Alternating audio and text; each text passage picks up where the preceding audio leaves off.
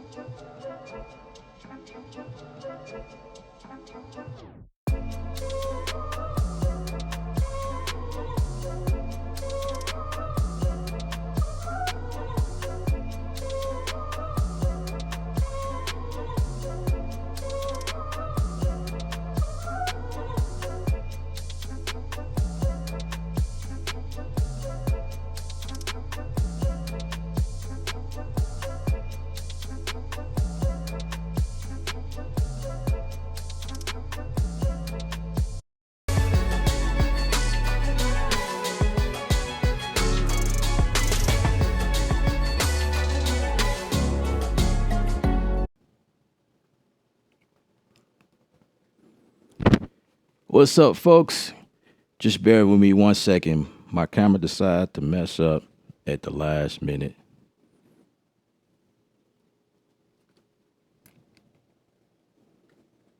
Just give me one second.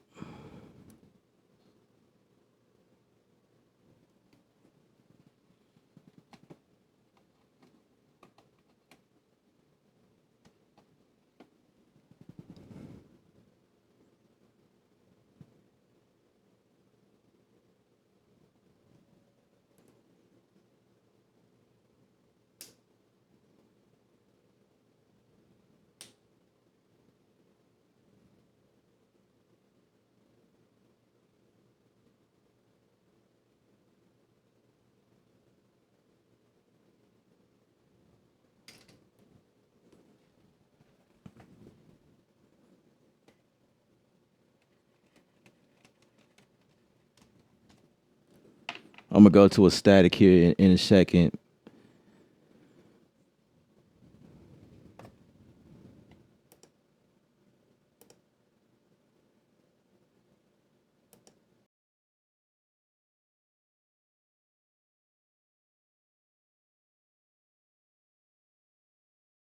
Anyway, before we get started, This one is a little bit different. We've been streaming almost every night this week.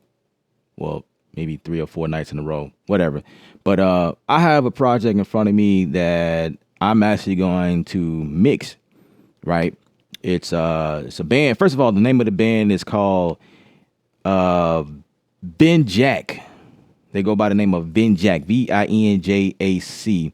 And it's a band out of Dallas, Texas. And I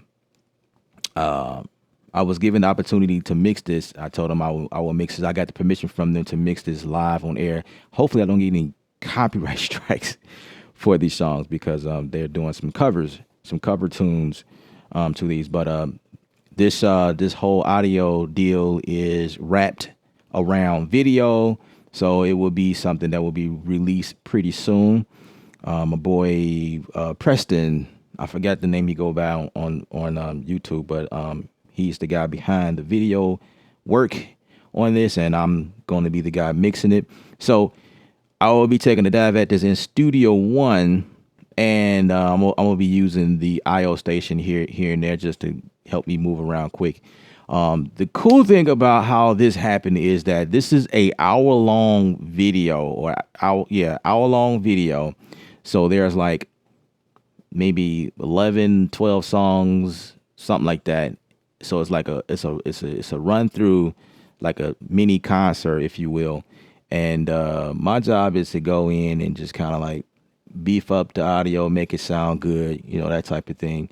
And we're gonna do just that. So I have like about 23 tracks, but I kind of started doing some things already to it, like just messing around with some things. And I just figured, why not just go live, and get this right. Get it right live, right? Okay. As you can see, it looks like let me get this kind of sort some things, move some things around first.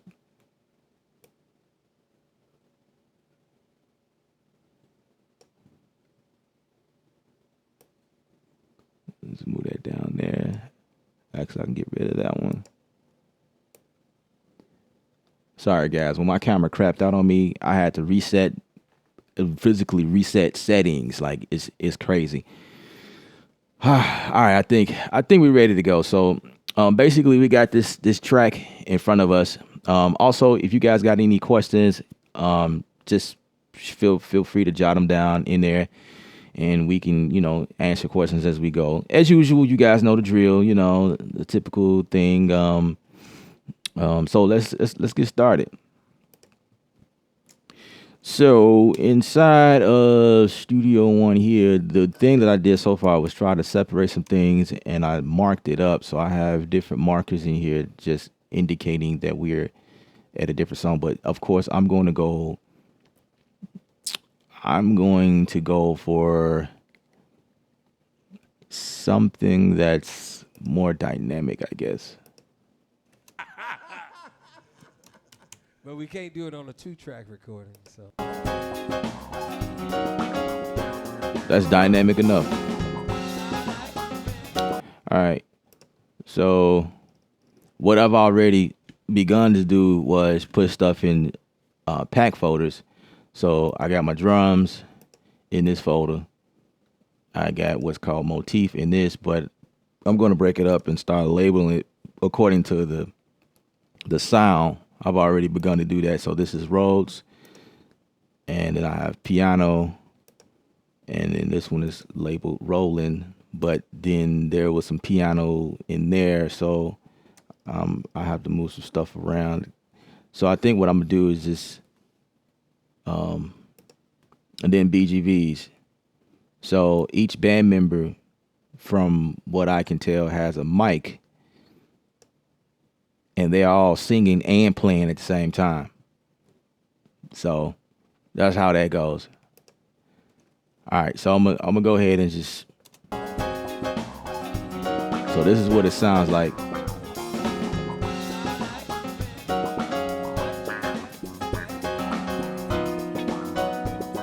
right? I haven't did anything to the mix. Everything comes in raw. What I want to tell y'all is this came in as AAF, which is pretty cool. I wanted to tell y'all about that. So Studio One has this new thing. I think it came out. Was it 4.0? I can't remember. I can't remember if 4.0 came out first, and then later on in the update, there's this thing where it supports AAF, or maybe it was in 3.0 version. But anyway, so I had my bro Preston send me the file via AAF out of Pro Tools because I prefer to mix in Studio One. So when he exported everything via AAF, I was able to take everything in here and I can see all of the edits, everything that was edited. It's not much because they did a good job cleaning up everything, but there are some edits in here. As a matter of fact, in this folder, like this right here, these are edits.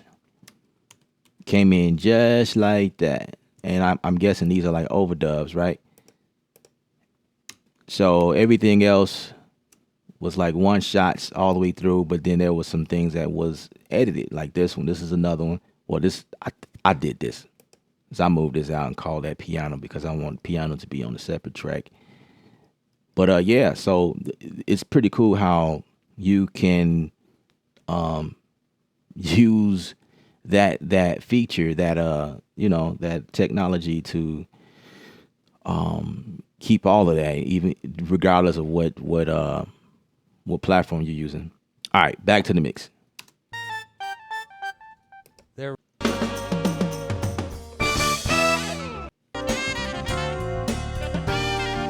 That one's pretty dynamic too. All right, so let me see.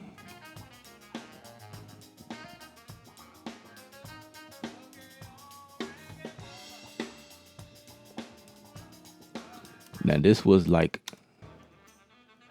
considered the main mic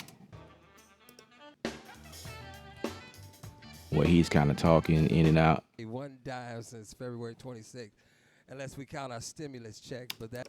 Right. But when he's not talking on it, to be honest with you, it kind of sounds like a room mic for like the drums. So I'm gonna leave that in there because it will actually help the ambience of. I don't know. We'll see. We'll see what happens. But in something like this, okay, this is the lead vocal. What I like to do, okay, let's mute all of that. I'm gonna start with the drums first. That's kind of like, actually no. Let me not do that. Let me finish. Let me finish like moving stuff in the right spot. So this is the process of mixing.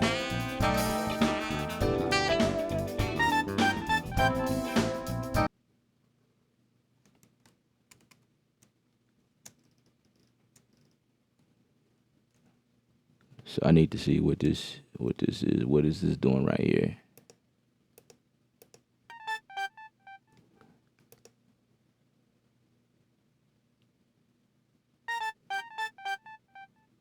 Okay.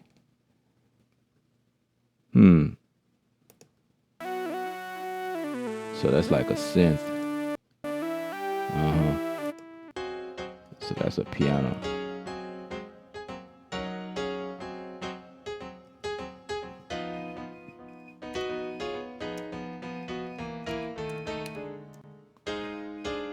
So that's a piano.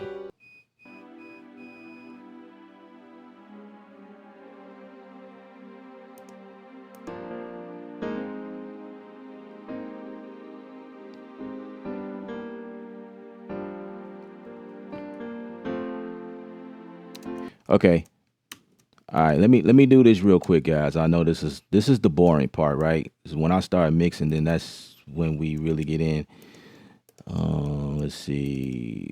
I'm gonna cut these out, and I was checking to see if it sounds the same. So,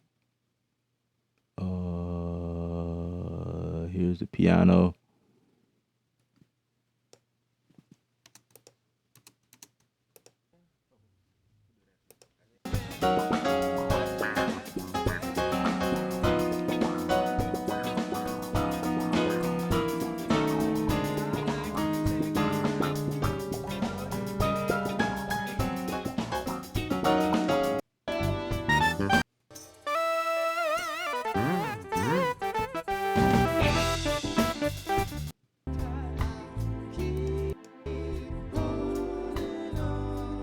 So those are like strings right there.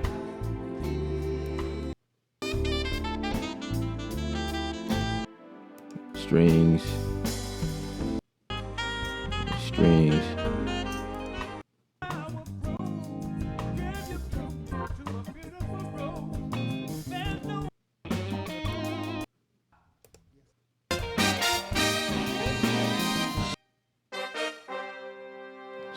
So those are horns.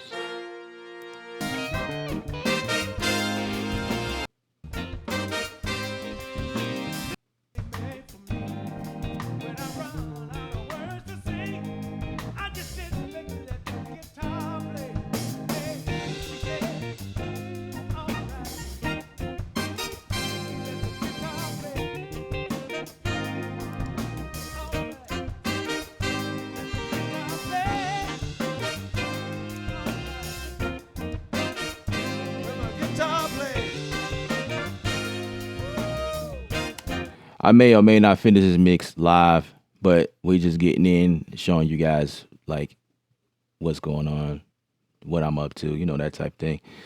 All right, so what's going on here is that on the same line, like either the rolling or the motif, the guys are changing sounds and within the same thing. So what I'm gonna do is split them or move them out of there, because if I leave it like that, whatever I do to affect one thing, it's gonna sound different across, you know, later on depending on the sound. So it's just better just to split it up.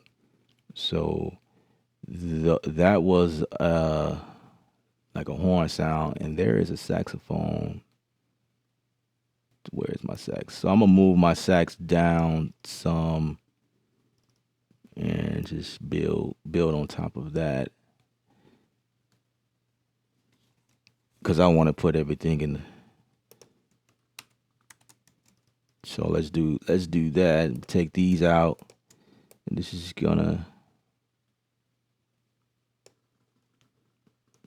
it's gonna be the sax. I mean the horns. Okay, what is this last part doing? Let's see. I'm going to use my I/O station here.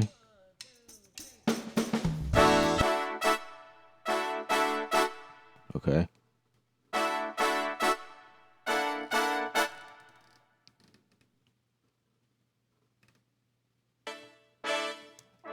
Steel horns.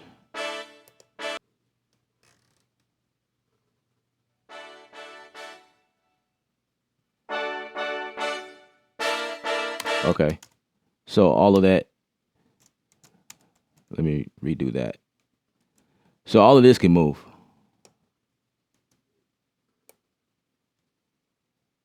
That's, yeah.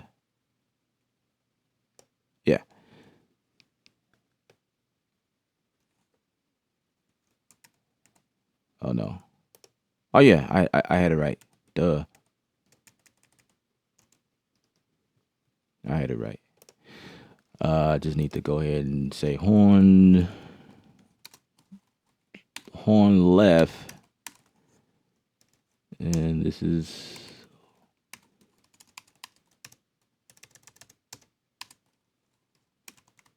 horn right.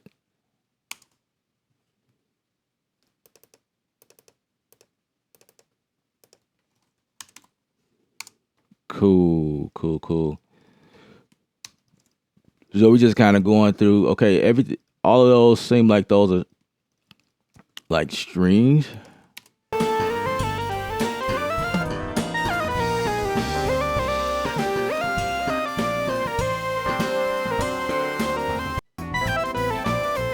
Okay.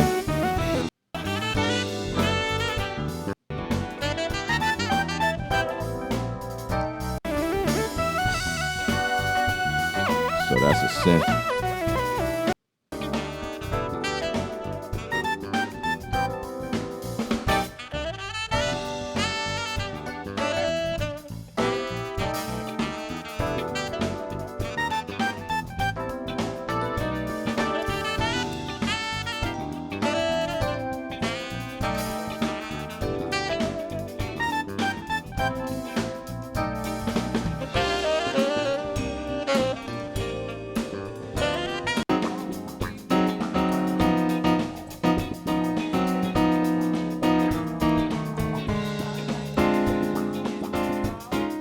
All right, cool. So I moved the piano up there.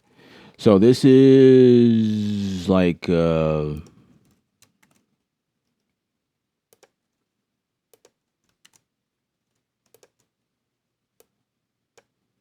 see. I'm gonna pull this out, and this is gonna be my synth left, synth right. All right.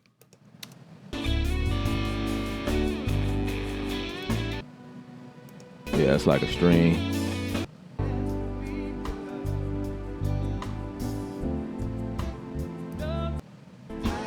Yeah, string.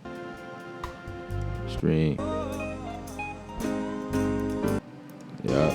So now I can go ahead and call it string.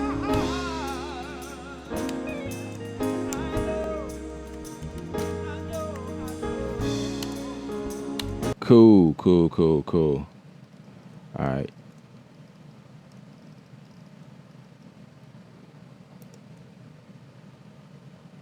So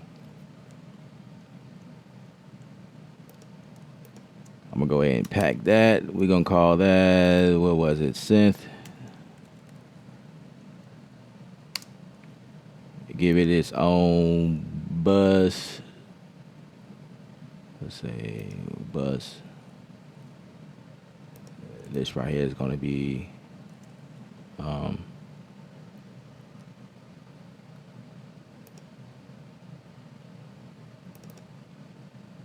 this could be string.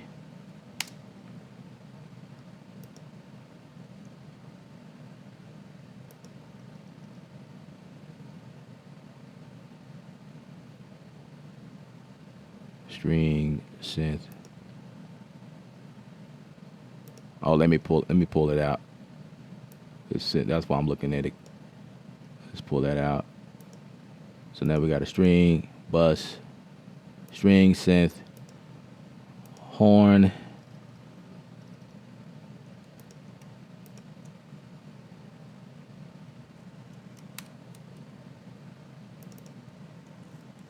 and just we could just label all of that horns.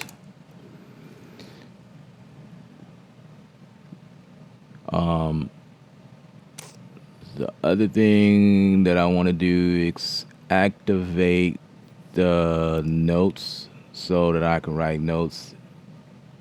Having notes is very important. Where's my notes? Where is it? Locate. No. Show track notes. That's what I want. So I can say horns, sax in there, in that folder. This folder right here, this was this piano, left and right.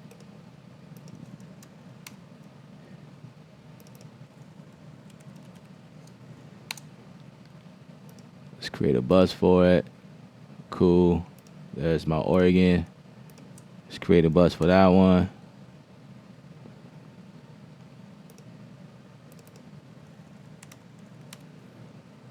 So basically what happened was that these are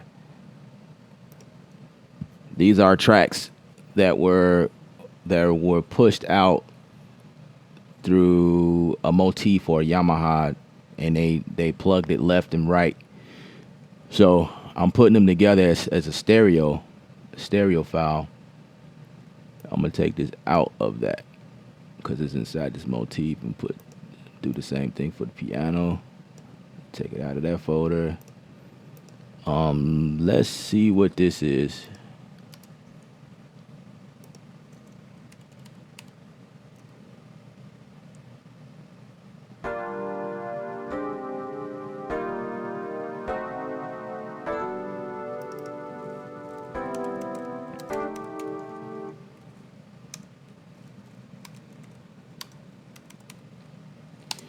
Alright, so that was an overdub. I was listening to that earlier. Sound like it go together with this.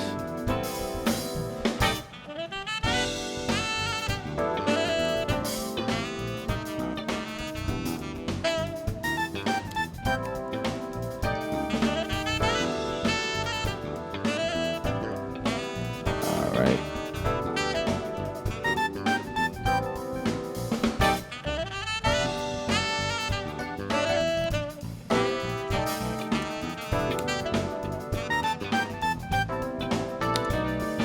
I'll just label that as Rhodes. Horns. So okay. So far, it's looking good. We got bass. We got drums. All right. Cool.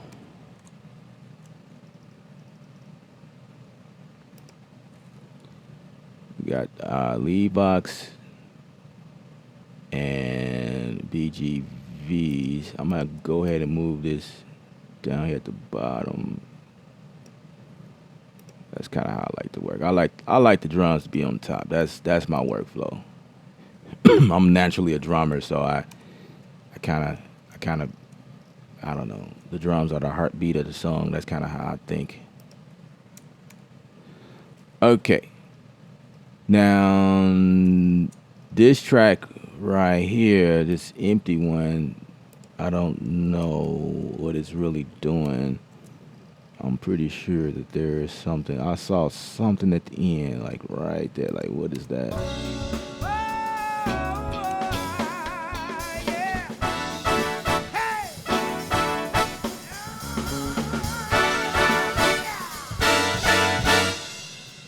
Oh, okay.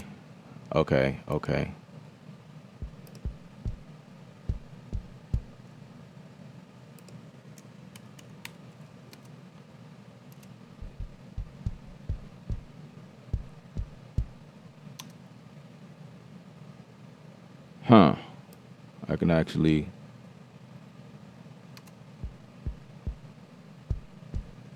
I see what he did.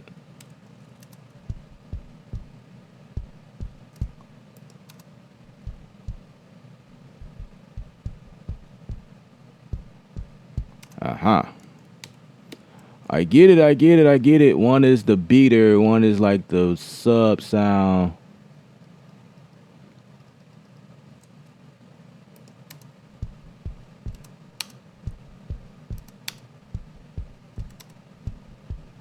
Huh. This one is a little off, so I can just move that.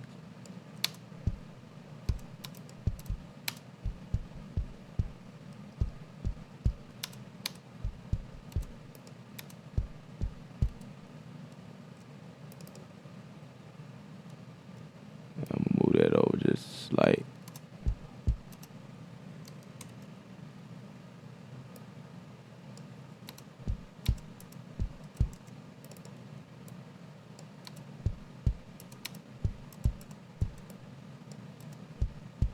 Yep. You guys may not understand what I'm doing. I'm lining stuff up.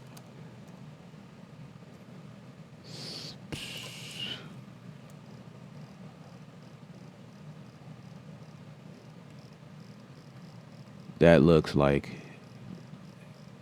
the only thing I saw. Let me see. Let me fast forward. I'm kind of eyeballing it. Making sure I don't miss nothing.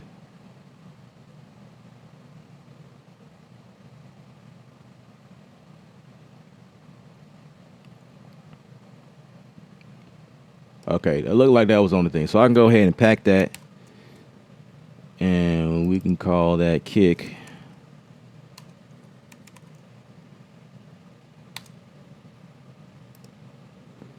And I'm gonna, yeah, make that a buzz. So our kick is actually a buzz. Check that out. Our snare looks good. So let's solo the drums, especially in that area. Okay.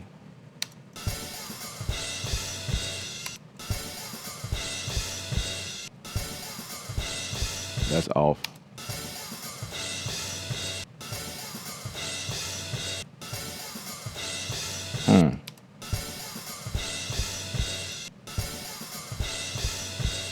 It's off somewhere.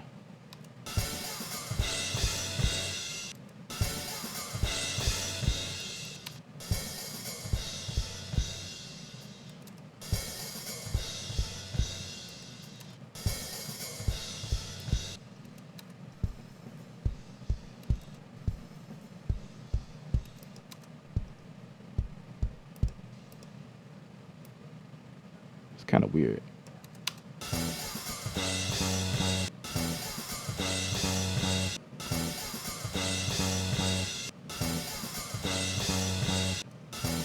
Now, when I need to move stuff, I usually like group everything and move the whole thing over, but I don't seem like I. First, let's fix this kick.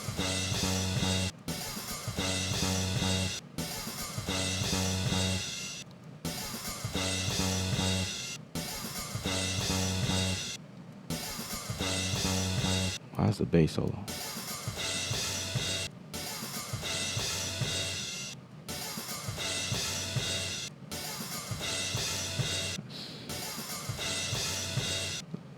Okay.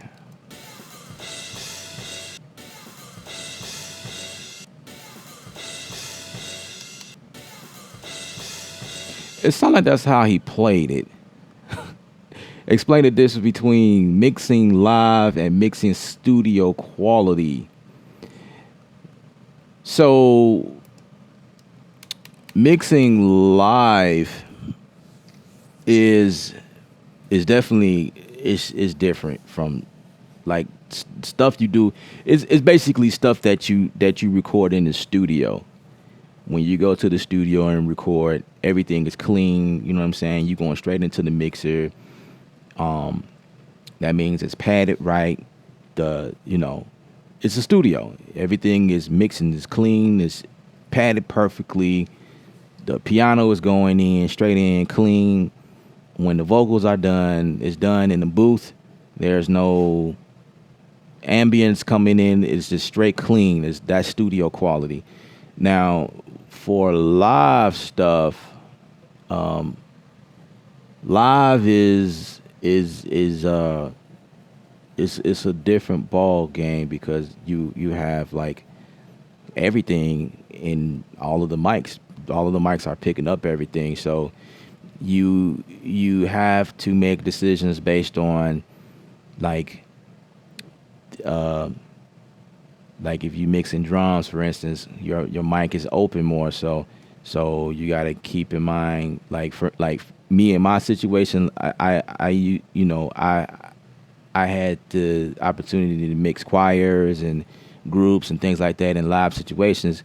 So the choir is usually near the drums, so you got the vocals coming in, bleeding in the mics a little bit. And based on, it just depends on like if there's a monitor. Actually, they're supposed to cut out the monitor. Like if there's a monitor coming in by the drums, but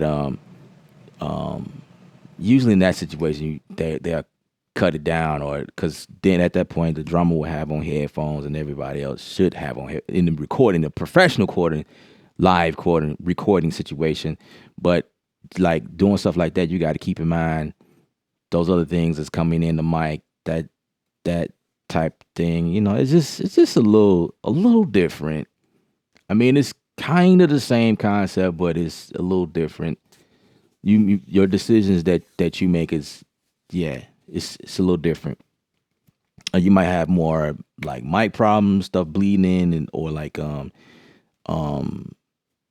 hissing issues, humming issues, stuff like that, stuff that you can't hear. Like when you're in the studio environment, you can hear it, because you listening to stuff one by one. But in a live situation, I mean, you can, preview everything on the board. But I mean, yeah. But anyway, good question, sir. Pure Vision is the guy. He's the guy that sent me or connect me with this project here. Appreciate it, bro. All right. I'm gonna deal with that later because I don't want to like bore the people. I got to keep in mind that I'm still live, so I'll fix that kick situation. That's gonna bother me because I'm a drummer, so it's like I can't let that go. But I'm gonna let it go for right now.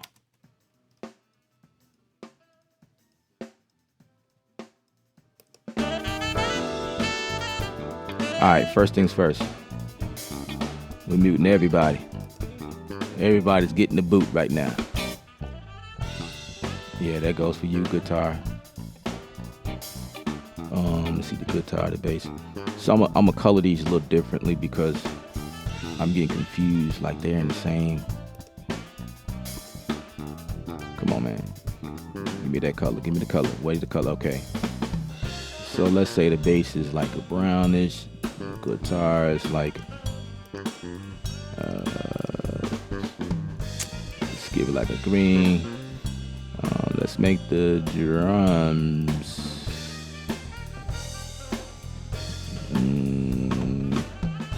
Let's see, what am I feeling for the drums?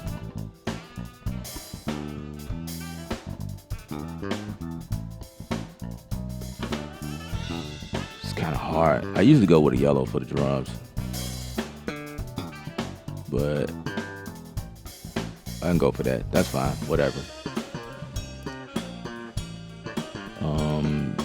Rose. Give it that color. Let's make the organ. Making everything colorful helps me find things easier sometimes. Let's do that. We're gonna make the BGBs purple. The lead vocal. Make that red. I think that's decent for right now. That's just to get it out of the way. The piano can be, I don't know. It's starting to look like the same color. Alright. Whatever. Just give it the color, you know what I mean? Because they were all one color at one time. So now I'm just kind of making some sense out of it. Alright. Now the bass. The bass player thought he was slick. He was all in the mix. Okay.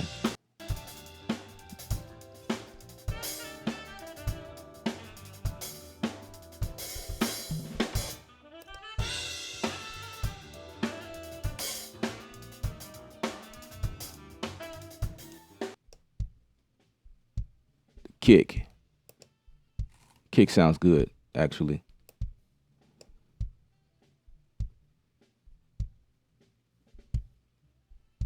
Yeah, I like the kick.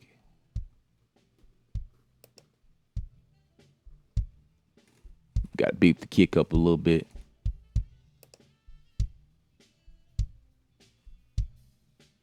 I like that. I like that.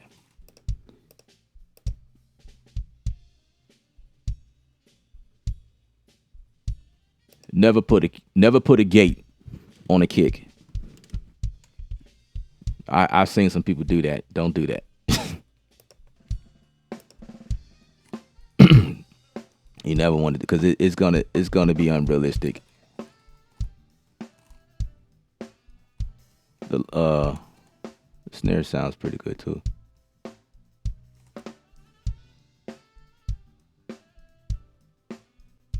I need to put a 76 on. I want to crack the snare.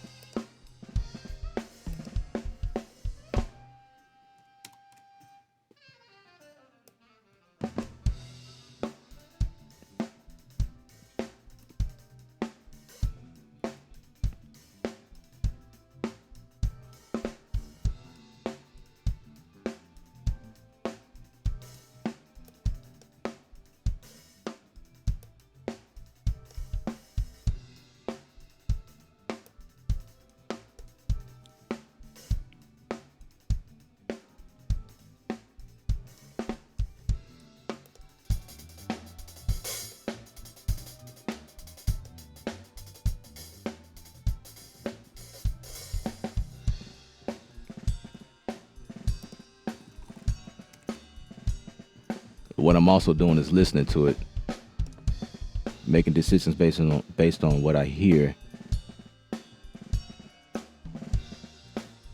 Now I'm thinking, because you're going to be looking at a video, so the drums is sitting. So when I play, I'm playing like this. The hi-hats is to the left of me, so that means in video it's going to be the right.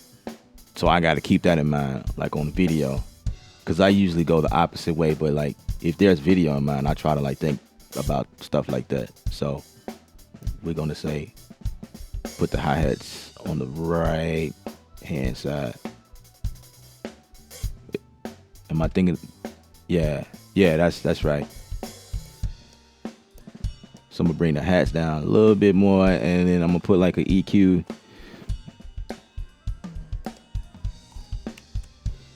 EQ on the hats.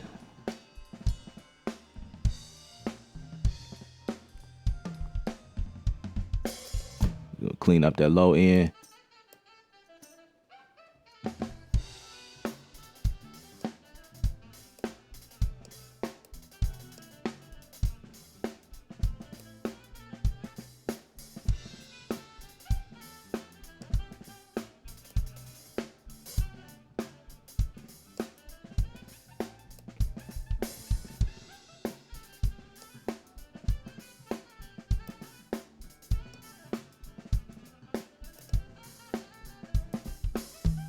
The toms sound pretty good too. Now, was there one time, Mr. Pure Vision,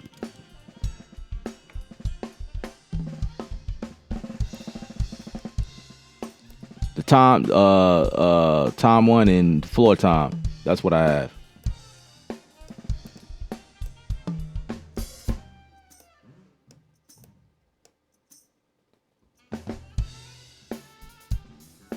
I mean,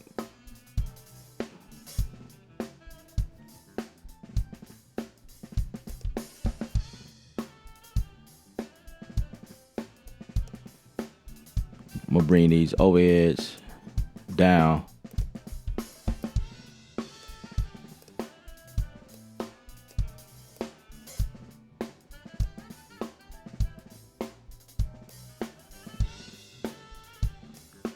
I'm gonna go opposite.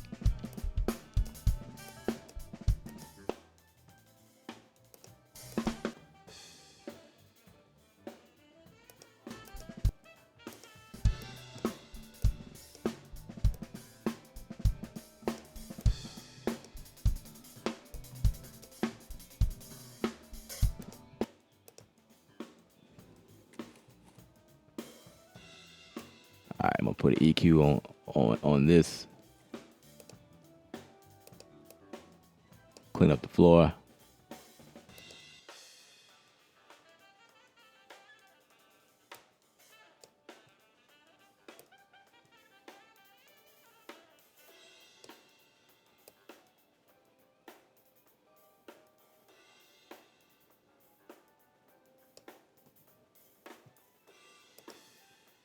copy that over.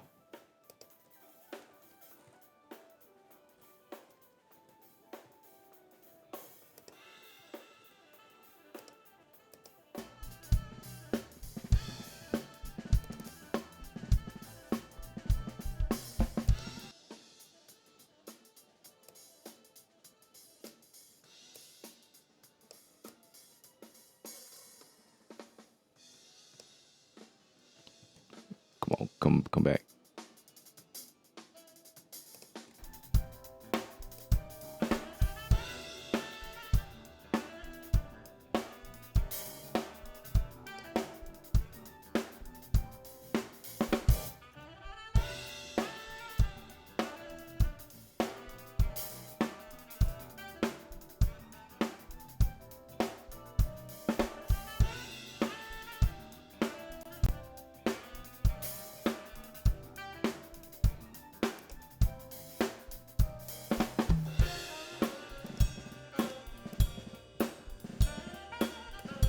A little reverb. Just a little bit, just give it like sense of depth. Let's try this one.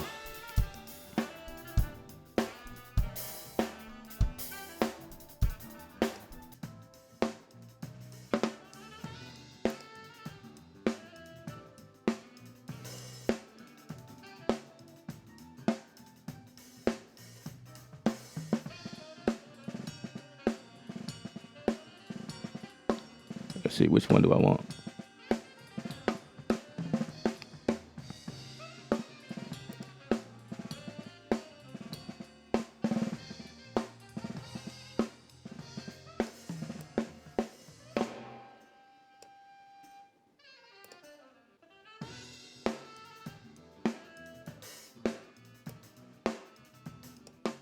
Just give it a little bit, not a lot.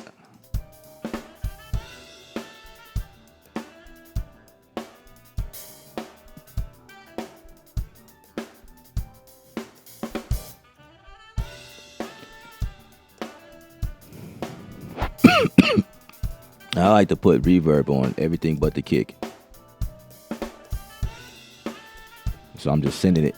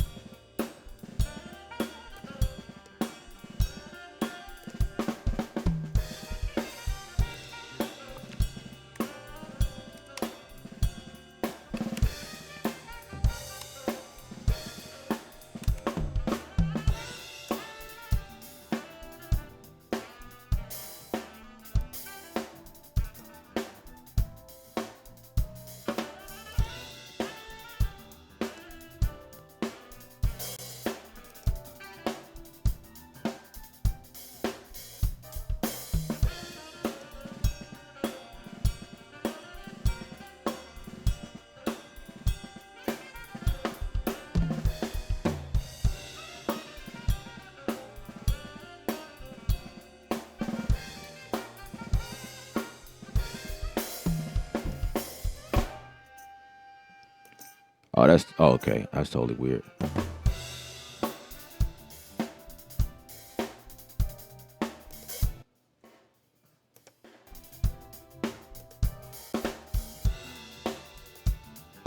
That is Kramer. Just giving it some life.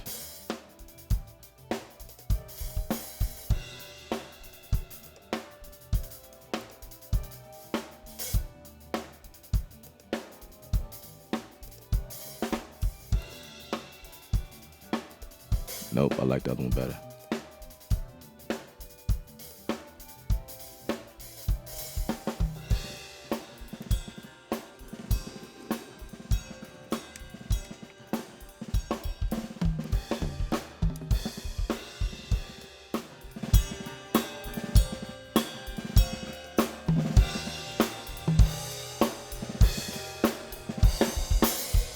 There we go.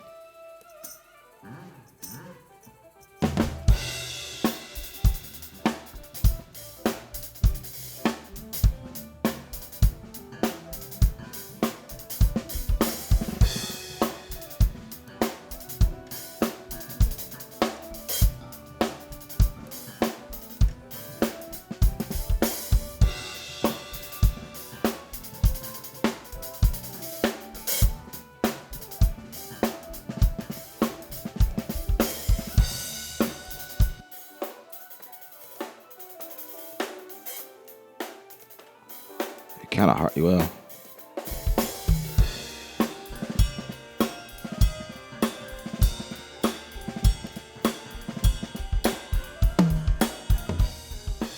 yeah, let's turn it down. So we don't want to be peaking.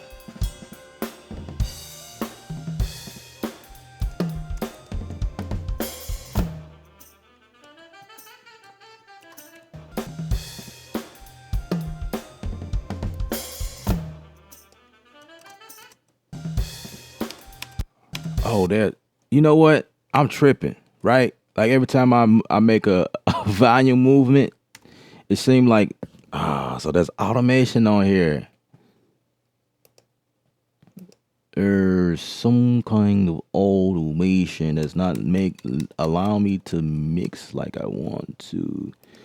So that means I have to go through everything and say remove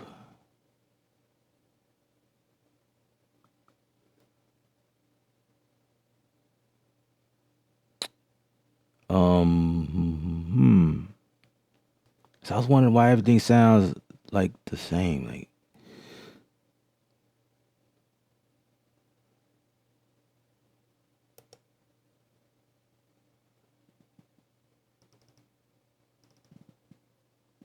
yeah, there's somehow automation was activated.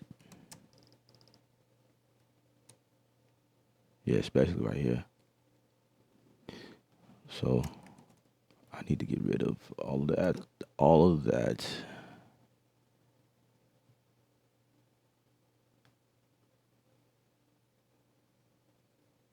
Remove track automation. That's a bummer. Cause it only does it for one. No, I need you to do that for all of them, bro. Remove track. There we go. There we go. Hopefully that works. Hopefully. All right, let's go back. They're ready? Yeah, we ready. So back in the drums.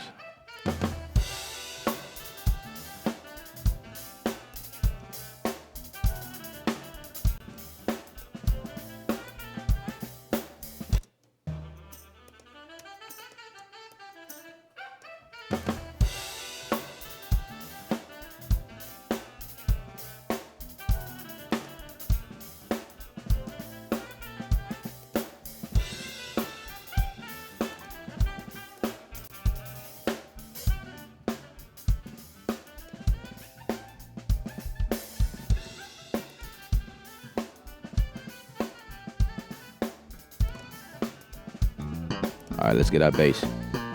Now, my buddy earlier asked me about the bass. There's an Empire bass in here.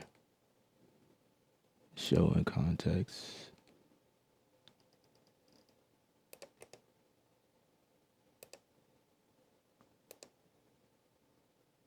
Empire, is there like any presets? Oh, I have to switch over to this side and see if there's any presets in here. And that preset you was asking me about is not in here. So I don't have it. It's supposed to be a preset that just makes the bass like pretty amazing. And I haven't been able to achieve that in Empire, so we're gonna leave that be, because then we're just gonna go to let's see, we're gonna go to amp.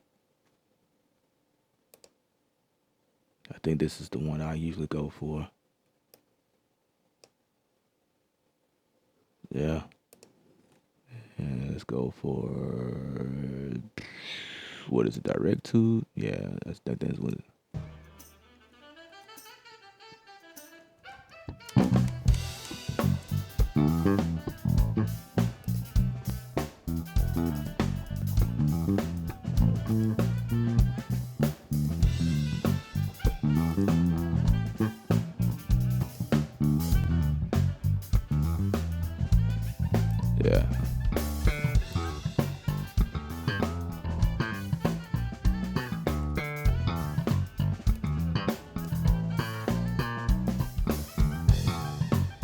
definitely don't want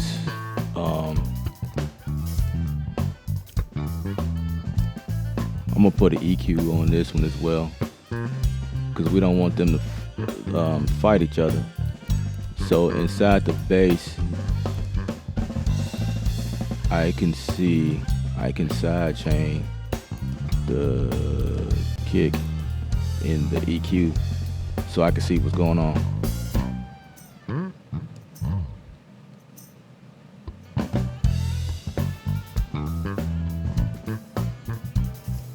So I'm gonna make this peak.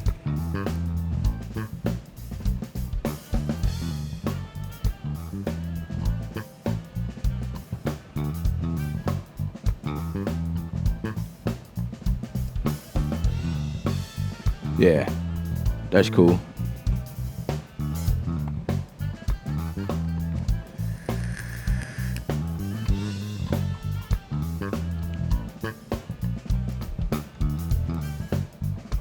Of course, we're gonna put a 76 on that. Absolutely, gotta put a 76 on this here.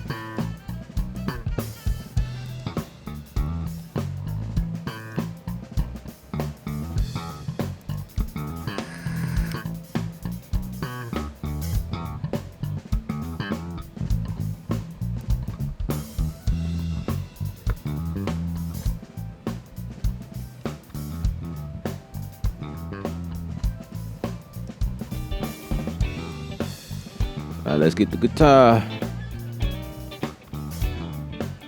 Of course, we gotta have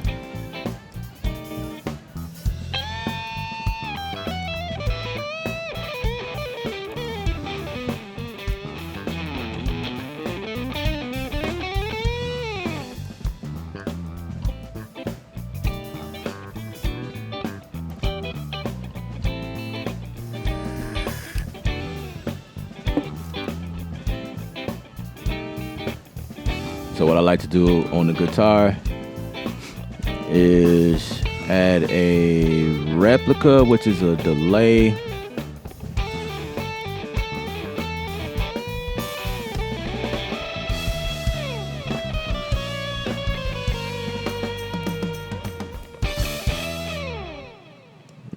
Yep.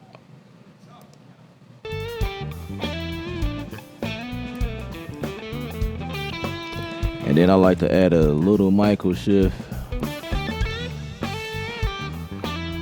Kind of open it up a little bit.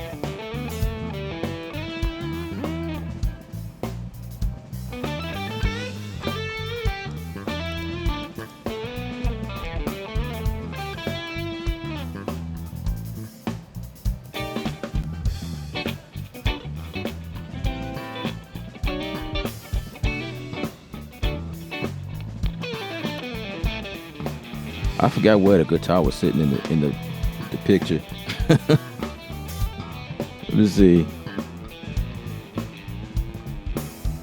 I'm trying to do my best to follow the video.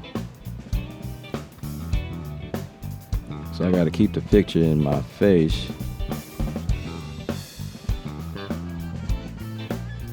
So it look like the guitar is on the left. Okay, so I'm good.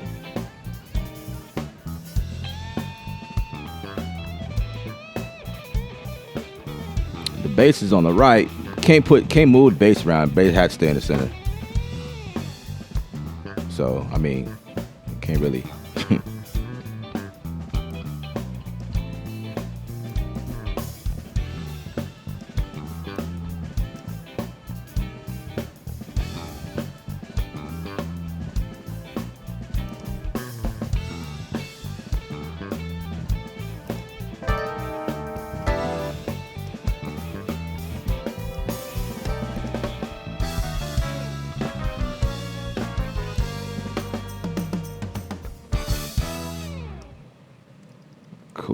Cool.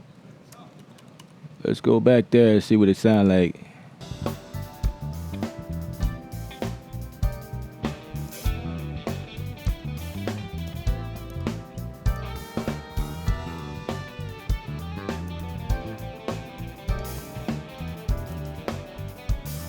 Was it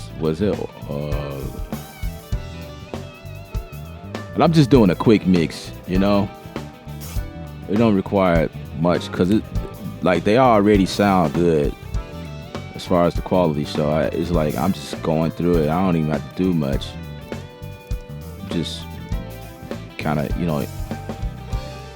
give it a little light. Now this is the one area I wanted to like blend a little better, right here.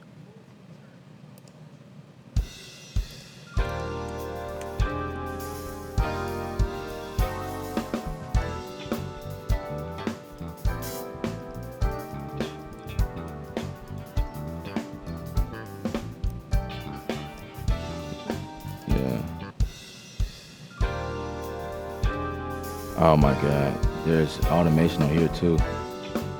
Remove automation.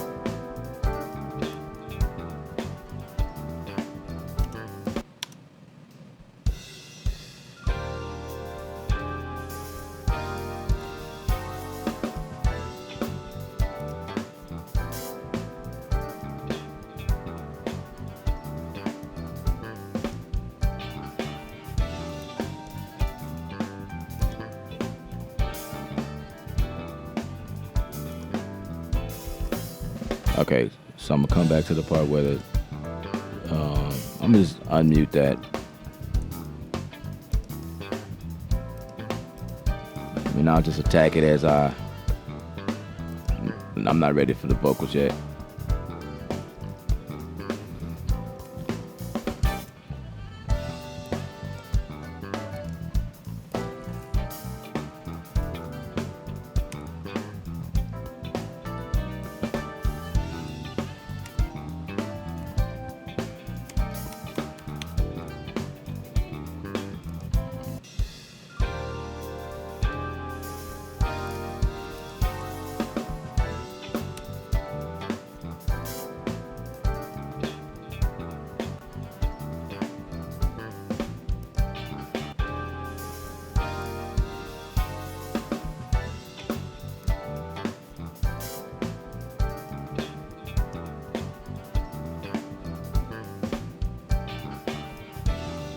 Okay. I'm digging that. That sounds good.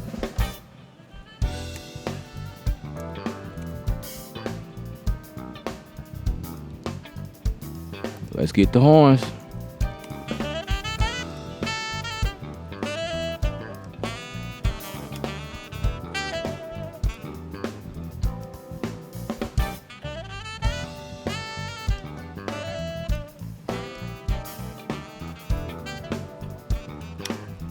All right, so I'm a go for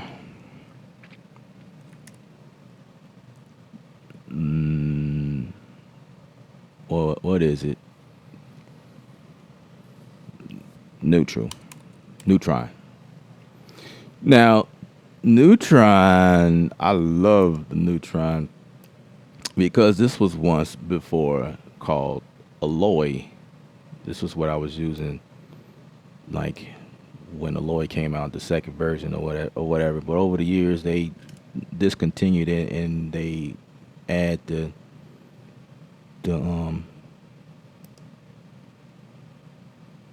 some of the presets or whatnot that gave Alloy what Alloy was and included in Neutron, and Neutron was improved, and so it's like a new thing. That may or may not mean anything to you guys. But I'm going to try this out. We're going to test the audio engine. We're going to let it play, let it detect, see if it can make some cool decisions for me.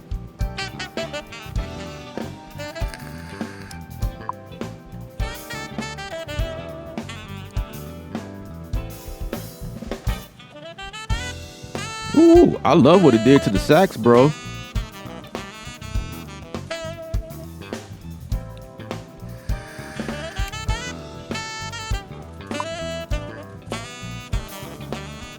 That's what's up. I engineer. What's going on? First of all, thanks for joining. Najee Talking is my favorite song and my first jazz cassette as a child. Sounds good so far, man. Thanks. I appreciate it. You're an S1 user as well. Good stuff. I don't know. I don't really like what it did to the...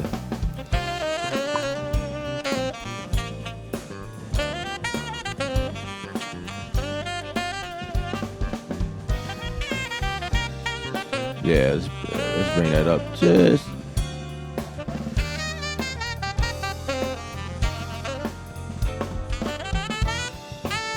For the most part, it did a good job.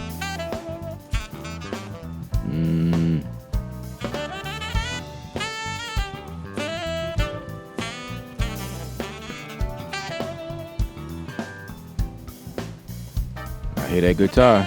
Where's that guitar at?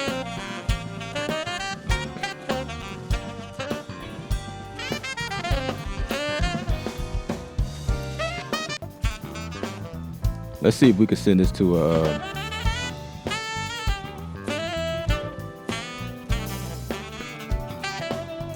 oh, I hear it. That's not a guitar. I know what that is. That's the synth.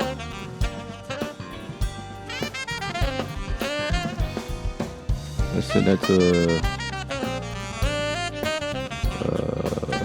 where's the reverb?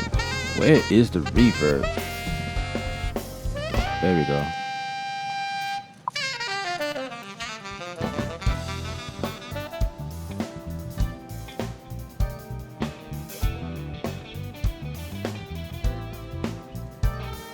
Okay. So now the guitar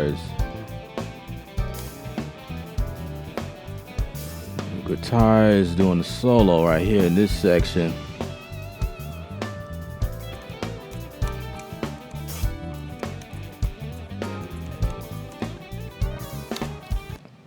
I could do an easy fix right there. I can either boost the like cut out that region and like do like a increase in the region itself, or I can put what I think I will do. I will add I will add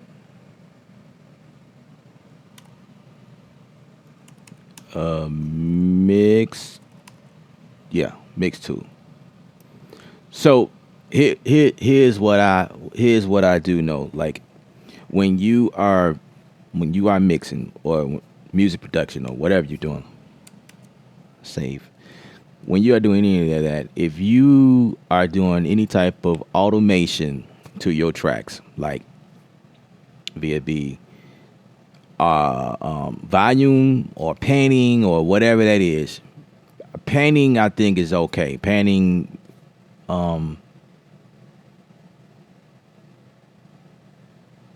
panning is different because if you want that effect, then that's just what you want, right? Like panning has nothing to do. But when you are mixing, I will never automate the volume. Never automate the volume. If you need to automate the volume, however, you can achieve that through like a gain plug-in. Like in this case, it'd be a mix tool. In Logic, it's called the gain tool. Whatever it is in your DAW, I think Pro Tools has something there where it deals with just the gain. I will automate that because here's the reason why. Because when you on a board and you mixing and you making movements, you will only care about the overall perspective of the actual track. If you got automation on the volume and say, you send this off and they say, hey, can you turn the vocal down just a smidge? You can't just turn down the vocal on the volume because it's gonna like jump up and down and do what it was doing because you put automation there. Then you are forced to go inside of an EQ or something like that have a gain knob. And I see people do that. They mess with the gain knobs inside of a compressor. Like the gain inside of a compressor is sometimes sometimes geared towards the makeup gain because you compress the signal. Sometimes there's a makeup gain and there's a gain Nah, so it'll be both in there. But I mean, you'll be doing that. When you start doing that, then you are no longer like mixing freely. Like you can't go to the board and do your thing because everything is being automated, and it's not easy. So you know, I would rather do all of my automation on a plugin, and then when I need to, like, if I want to bring down the whole track, I can bring that whole track down without worrying about that gain. Like you guys just seen me do just a second ago. And when I was trying to make adjustments to the kick, there was already, I know he probably didn't mean to do it, but there was already automation activated on each track. So it prevents me from moving the kick up or down. And I'm thinking it's set, and I'm like, wait, it sounds like I didn't even make a change. It's because automation is on it, because it jumped back up to where it was. So I had to deactivate the automation, which is fine, because some things I figured something happened where it just didn't know, or I don't know, but I deactivated. So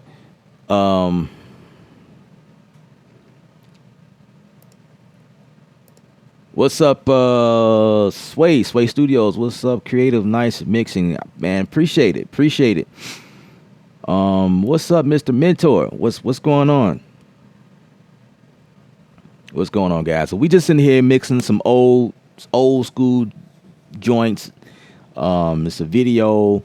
It's like a mini concert, and I'm just going through mixing it. It's for like video production. It's going to be released pretty soon. The name of the band is called, what is it? VINJAC.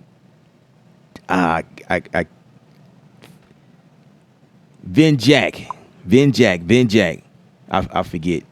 That's a pretty cool name. VINJAC. The name of the band is called VINJAC. Johnny Reckley, what is up? What's up, man? It's been a while. Yeah, so the name of the band is called VINJAC, out of Texas. And we've already attacked the drums so far. So let's go back in the layer, right? So only some people will catch what I just said. All right, so we're at this mix tool. Let's bring the sax down just a tad bit.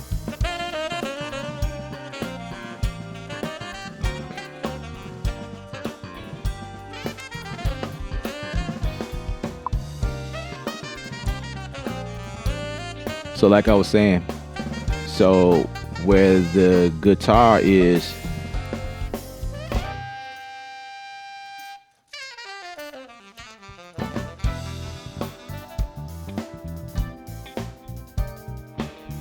so right there, I'm gonna touch this and write to it. We're going to activate the touch on that, and trying to see, does that work? I'm still getting used to the IO station, guys.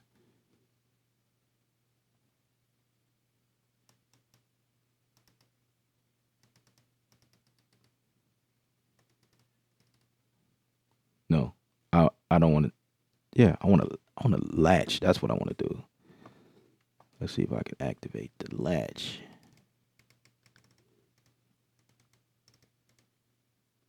I'm just scrolling around. I'll figure it out.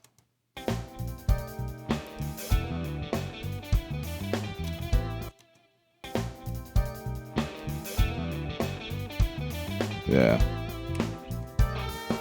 So now at this point we're automating. Let me get my lane.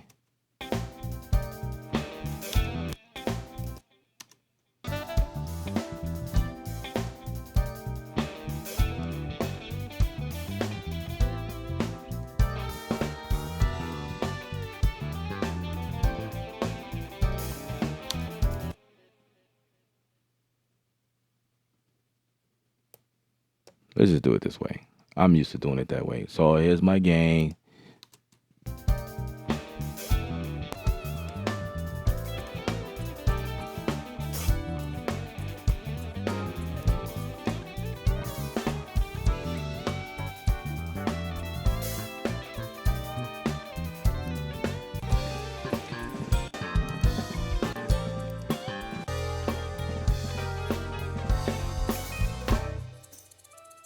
Okay. Wrong button. All right, so let's bump the guitar just a little bit right there.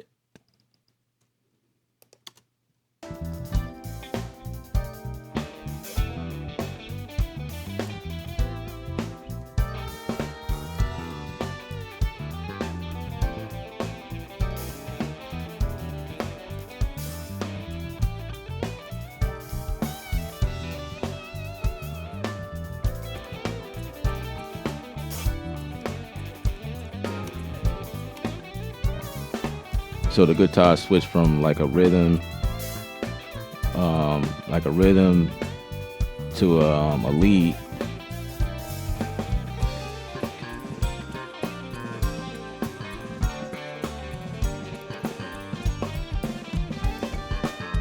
I could make it.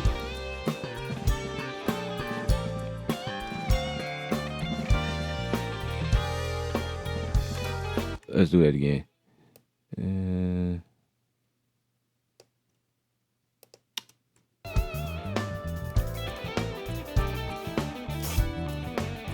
Just kind of push him in the middle since he's the major, like the.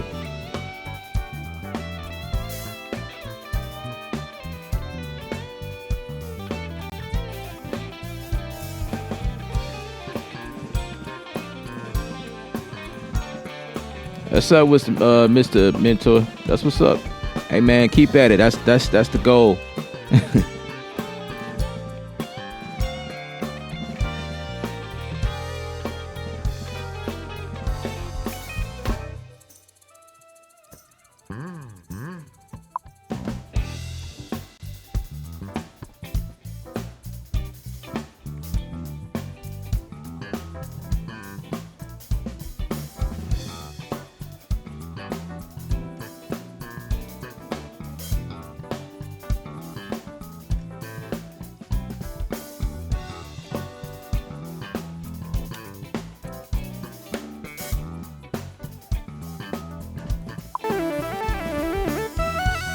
It's time to add them to the mix.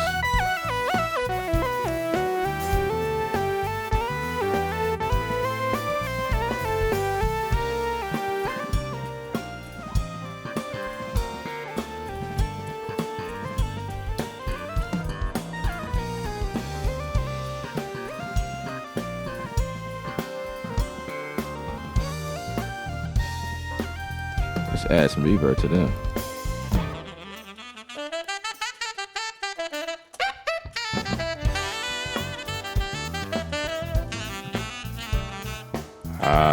The sax.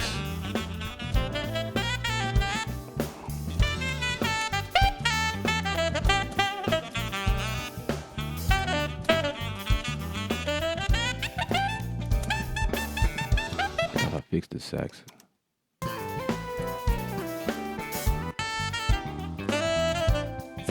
That's right. The sax has a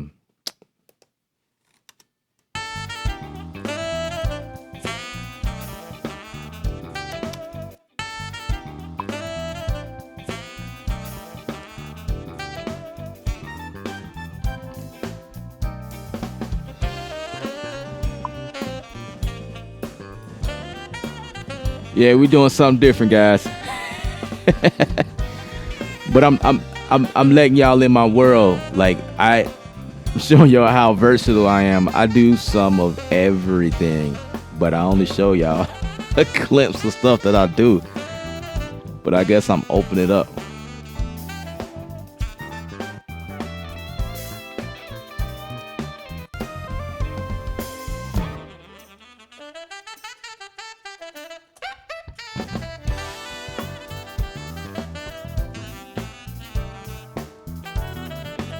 All right.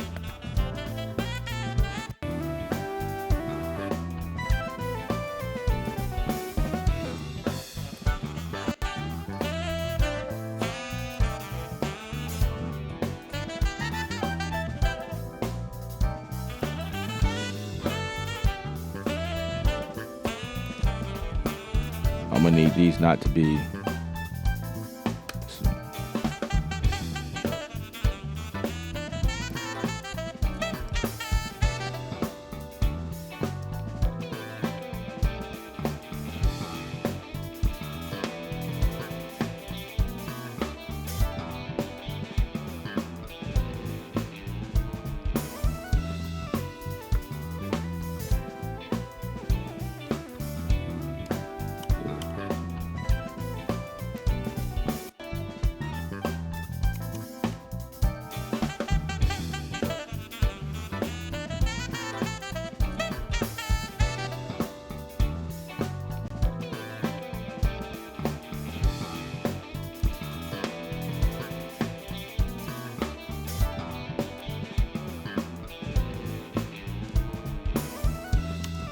You know what?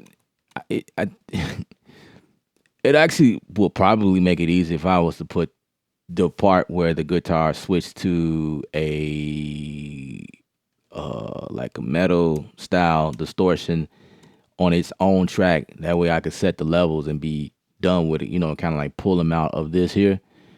But I kind of choose to do it this way, and then if that continues to happen, then I'll probably just pull it out. I already kind of did that to the like other areas, like the keyboard and let me see.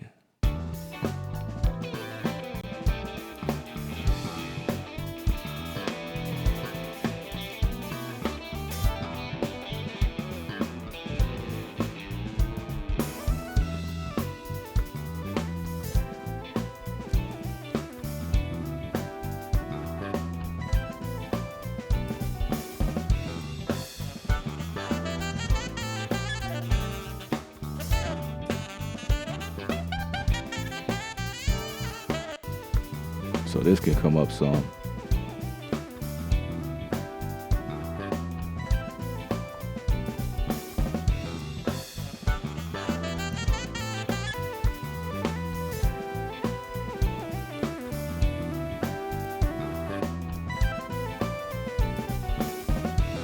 That one can probably use a replica. Where is it?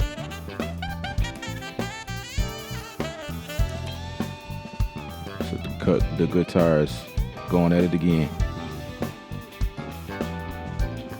Put that on the synth.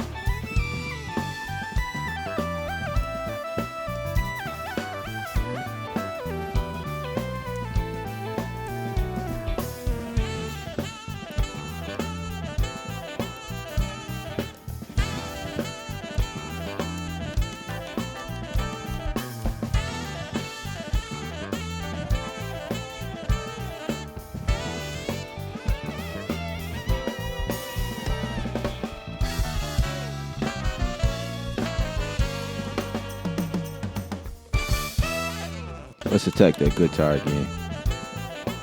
That guitar.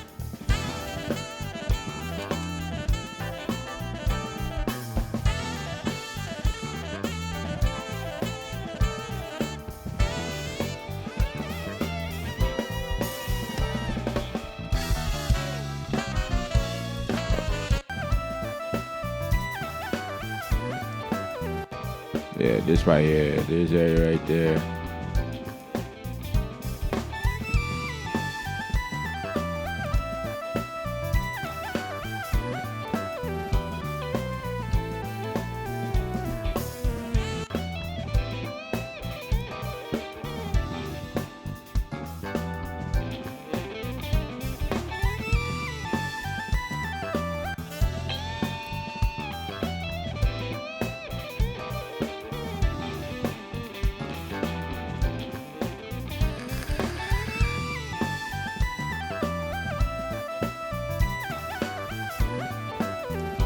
I appreciate that. A King Recordings, my fellow DFW engineer producer, back at it as usual. I see good sound, fam.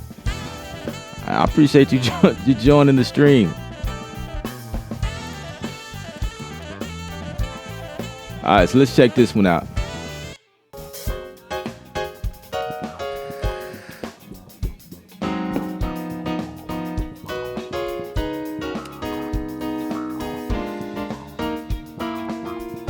So now we get to attack the piano for the first time.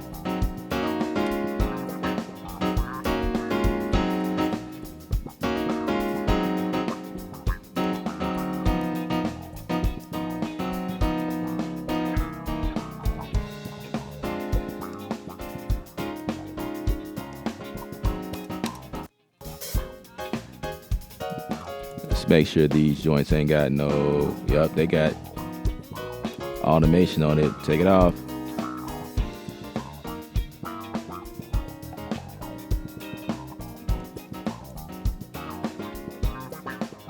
Is that the bass?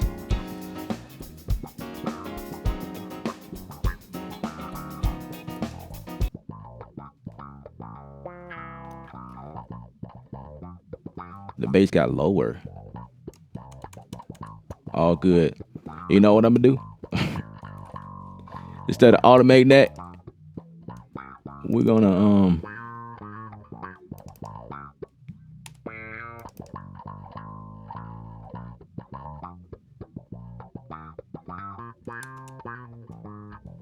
let's fix my tool, man. What is it doing? Okay, here we go.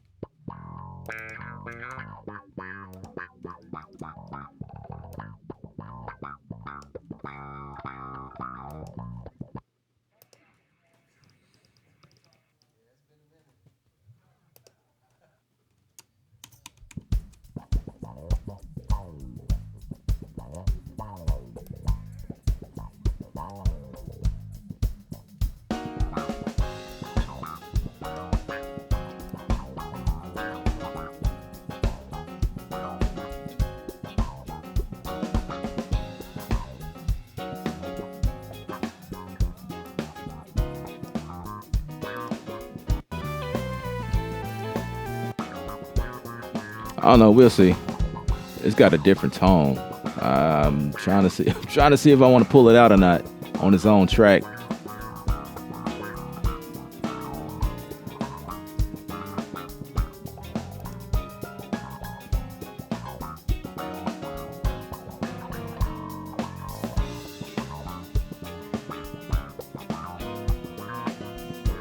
Okay, I'm bothered by it, but.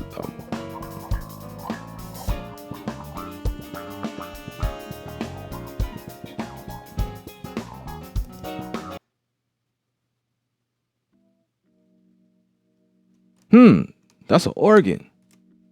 Check that out. Who would ever guess that? Let's pull that out.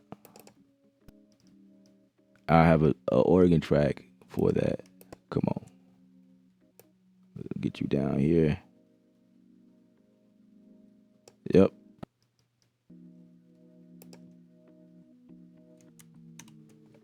And you are too low.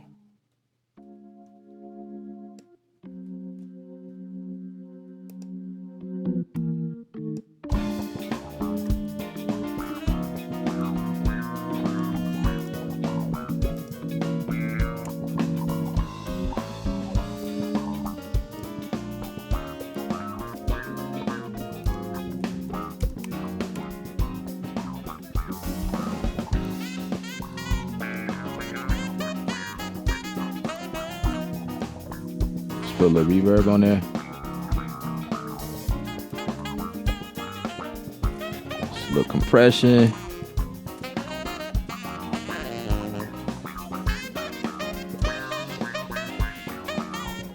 It's actually a preset that I like.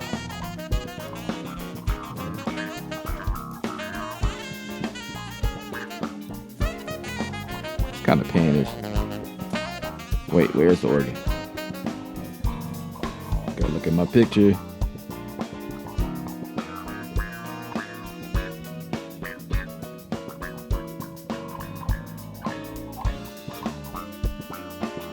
So that organ came from the motif.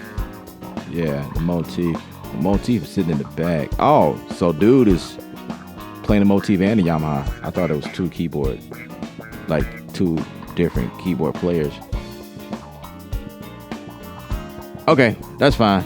So I can do whatever I want with that. Like I say, I'm trying to follow the video because this is going to be on the video.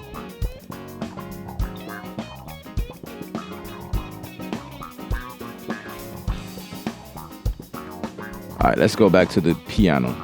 Fix that piano. I need to get that piano to sound nice.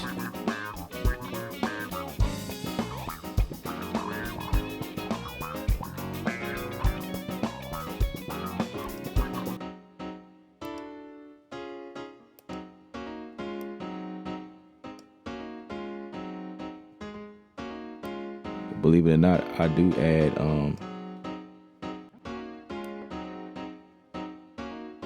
just a little bit, just a little bit.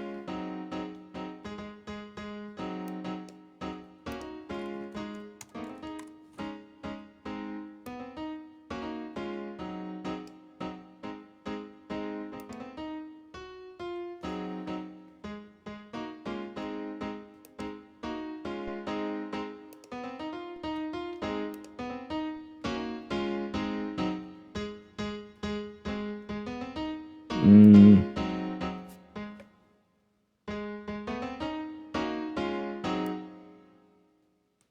don't know if I like that. I need something.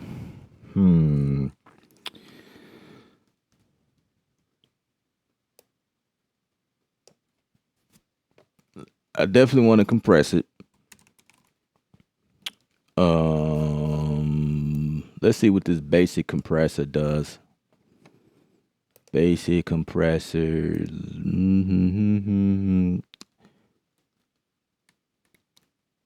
Warm piano. Let's see what that sounds like.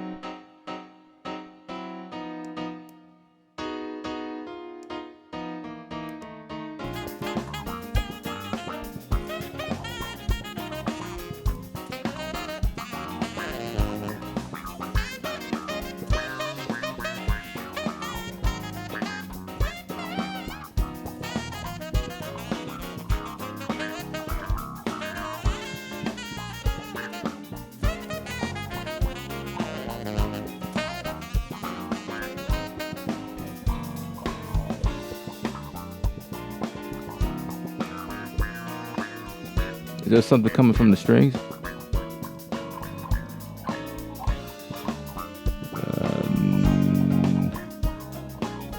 Nope.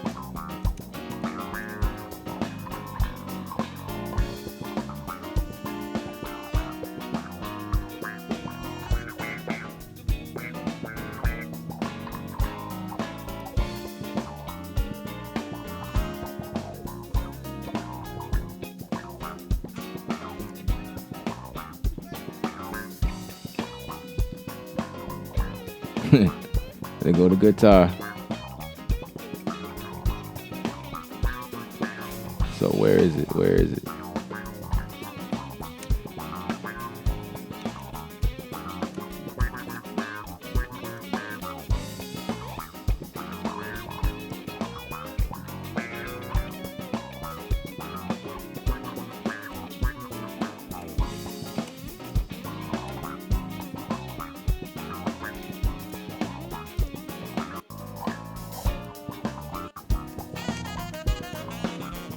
So right here, I can see the wave that he's playing that solo right.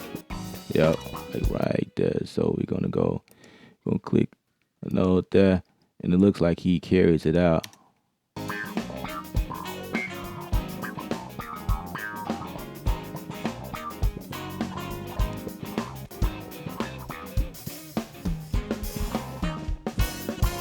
All right, I'm gonna get that to him. So right there, seems like he's still soloing, so I'm gonna bump him up just a tad bit. I'm gonna drop this down, kind of push him in the middle a little bit.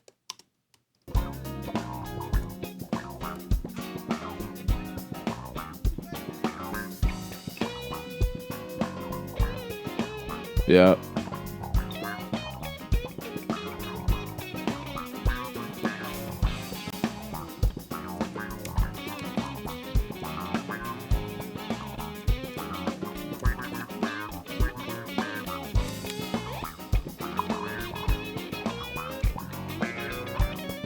Rod, what's up?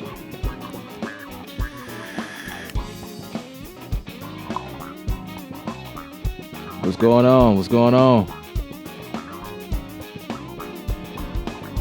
I think we're ready for the vocals now. To kind of get like you know, it's time, you know. Let's bring them in the mix.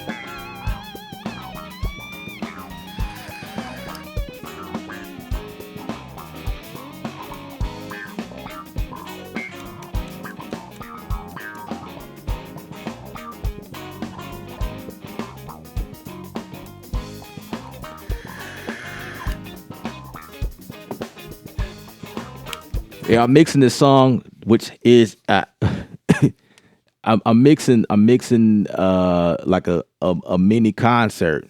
It's a total of like 11 to 12 songs, and I'm doing automation in here as if I'm doing like mixing per song. You know what I mean? So I'm making changes like song to song, whatever. But I need to go ahead and add the vocal in here so to kind of like bring a perspective in.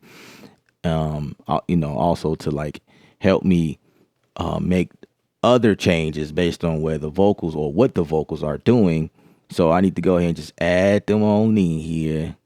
But like I say, this one mic down here seems to be like the head guy. I don't know. Let's see what's on here. So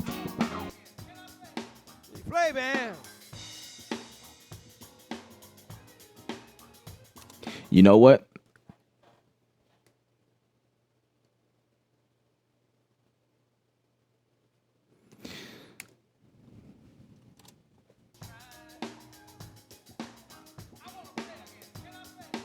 Play, man.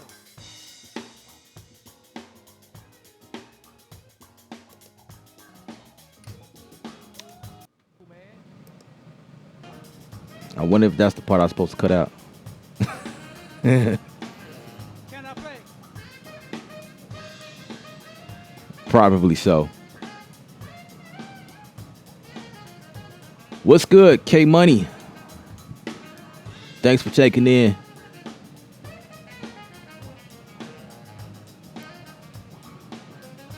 Boogie on reggae woman. What you know? Boogie on reggae woman. What you trying to do?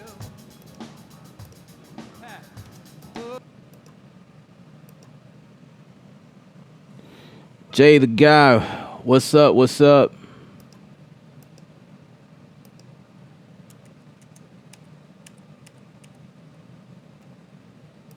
What's going on, wonderful people? How y'all feeling? We're just in here mixing.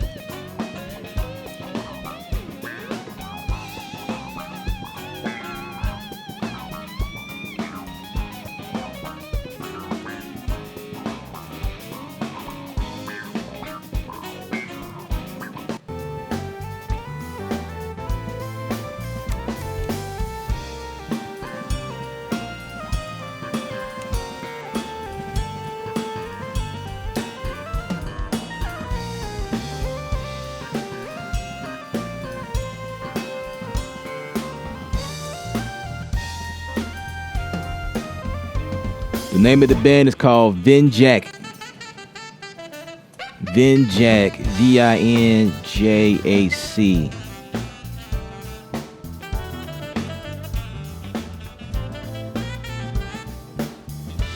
So I think what I would do is, like, for these vocals, it looks like these mics are just picking up everything. So I'll just cut those out when they're not singing. But I got to be careful because I don't want to cut out. I guess I look for like transients, like.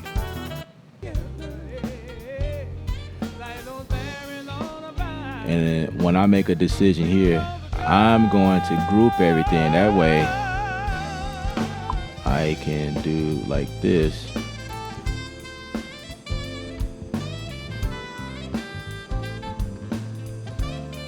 Coming from FL to Studio One, so pardon the novice question, but is a VCA track just a volume control? No, it's not.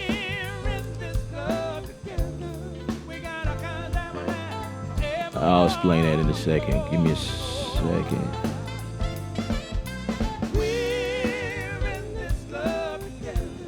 So, okay, this is what a VCA is. A VCA track is essentially it's a volume track for the most part. That's what it's doing. Like you can group several things to a VCA track. But what's happening is there's something happening in the dynamic. I have to get a better definition or a better way to explain it. It's kind of hard to explain it, but basically it does something different when you move the volume up and down. Say like, for instance, if you have a certain type of blend and like it has to do with the it's like a voltage thing. If you ever notice, you have to play with it in order to understand what I'm trying to explain. So if you ever notice when you move up and down a fader and when you get low and low and low, like when you get real low, you can kind of hear it break up a little bit. But with the VCA fader, it keeps everything the same exact mix from high to low, like it doesn't change. It's like a voltage type deal. It's different from a bus. Like the bus sounds a little different. Like when you start moving stuff around, it's a different sound. It's kind of, I'll need to look it up and explain it better, but they're really not the same thing. I used to think it was the same thing, but it's really not, because it does something to it reserves the sound. I don't even, man, what's the better way to explain it? Maybe one of you smarter guys on here that knows can break it down a lot better than I can. But they're kind of they're different. They're different. But that was a good question. Hey K Sound, do you mix putting effects on each channel, or do you mix on the bus track? I know there is many. It depends, but I'm saying is mixing on the bus generally preferred? That's a good question as well. Let's attack that. So when basically, here's the idea of bus. The term bus track or auxiliary track or sending something to a bus or auxiliary, they're really both the same thing. But the idea is that if you have several tracks using the same type of reverb, like for instance, what you guys saw me doing if you was following me, I have a reverb track where I started busing the drums to the reverb track, right? So I don't have reverb on every single drum. I just have a send. I just send it over, and I only have one reverb bus or auxiliary channel that I send that to. Then I started sending the guitars over there. And what else did I send over? I sent the piano to the reverb. It's only one. Actually, you could split it up and say piano reverb, drum reverb. I do that sometimes, but for this particular project, it's not necessarily a must. I don't have to do that for this track, for what I'm doing, because I'm not going to be bouncing this down to another studio it's more so like if there needs to be any changes in this track, then they're going to contact me and I'll make those changes, and I know what I'm doing. Like I know where everything is. That's the whole point of using a auxiliary track, to eliminate putting the same type of plugs. Now the only time I put separate plugs on each track is if, like, even if it's a compressor, if the compressor has a different setting, then I'll have to put a compressor on each track and like attack it differently according to that sound. And that's the only time I'll have like a compressor or EQ on so many tracks. You know what I mean? It's only if I'm making it sound different, from each other, whatever. Because obviously the kick is different from the snare. The toms will be EQ'd differently from even tom 1, tom 2, 3, 4, whatever. How many toms will be EQ'd differently from each other? It's different tones or whatnot. But yeah, that's the whole reason why we use effects or auxiliaries or whatever. Same as that replica. The replica is a delay, but I started putting a replica on each track or whatever. And then yeah, it's the same stuff. Super chat from Carlos. Appreciate it. Okay, I have a streaming question. Are you using the same computer to video stream to and Studio One? That's a complicated question. Let me see if I can answer that in the most simple form. I am streaming my computer to a switcher. Actually, that's actually what I'm doing. But you could do that. You can easily do that in this program called Ecamm. The link is in the description if you want more information about how that works. Ecamm, I use Ecamm. They are great. They are great for streaming. That's what I've been using for like the last year.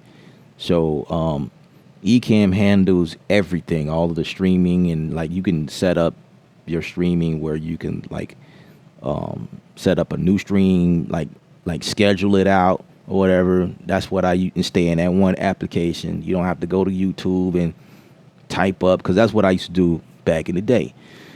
I used to go to YouTube and schedule something and then take the streaming key, come back, drop it inside of OBS, which was another software that I was using, and then you just make sure everything syncs up perfectly. But like the program I'm using now is helping me out. It's the program that I'm using to live stream. So you can do all that through the computer, but I am doing something a little different than that setup. I'm going through a switcher that has its own encoder, and I'm pushing it out that way. Yeah, it's pretty much the same. Like when you guys looking at it, it looks the same, but it's like it's just a different way I'm doing things. But this computer is powerful enough to do everything, which is what I've been doing all this time. Like up until last month is when I made a slight change. So I mean, it's the same. It's the same. Let's see. Okay, that is what I was really wondering, if it was essentially a buzz. Thanks for the breakdown. Absolutely.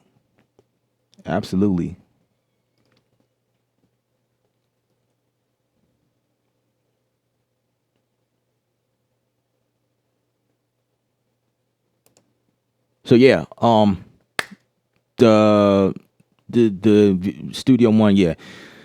And the reason why I'm doing it like this is because I like several camera angles. Like I like this camera angle. Sometimes I have a camera over my machine here, and I have another camera that I want to connect. Probably like 4 cameras that I'm connecting, and I don't want everything to hit the computer and do all that, because the computer is taking all of it. But if you're not doing all of that, like if you're just doing simple like video using a webcam, you could definitely do that easily in the program I told you about. Yep. Shall we move on? I want to get to the part where the singing kind of comes into play into the mix. But like I said, I'm not going to be able to mix all of this on this stream. I'm about to make decisions off the stream, but I just kind of want to show y'all my process. Let's see what this one is sounding like.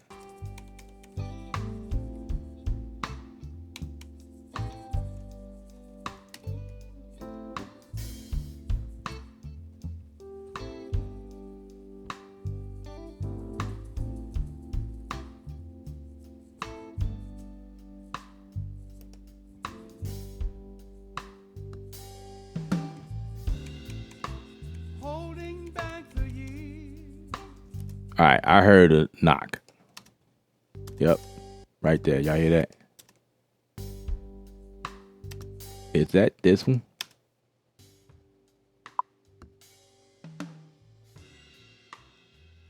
Yep. So it's that track. So I think this is the track that I'm not supposed to have in here. So I'll.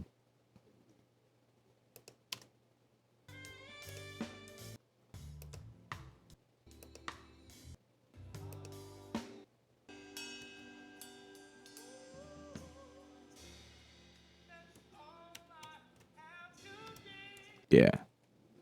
Cause there's like a MC guy sitting in front of the band, and he's kind of like sitting there, and he kind of like introducing the next song and stuff like that. So I want to be careful not to like totally delete him out, but I'm gonna delete him out because that's not supposed to be there. So now I can hear the vocal and what it's doing.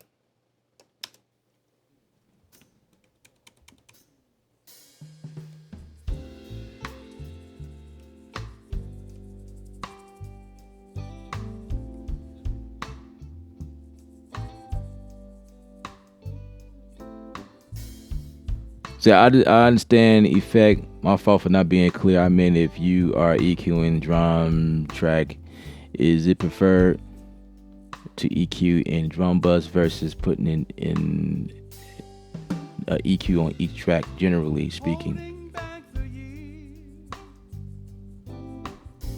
Yeah, I mean it's kind of the same.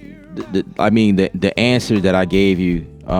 First of all, that answer can help anybody. So if anybody was listening, that I'm sure that helped anybody. But I'll answer it the same way actually, because like for instance, what I did here, like there is an EQ that goes on the drums, like in a whole, like I can EQ. So like here's a bus track with the EQ.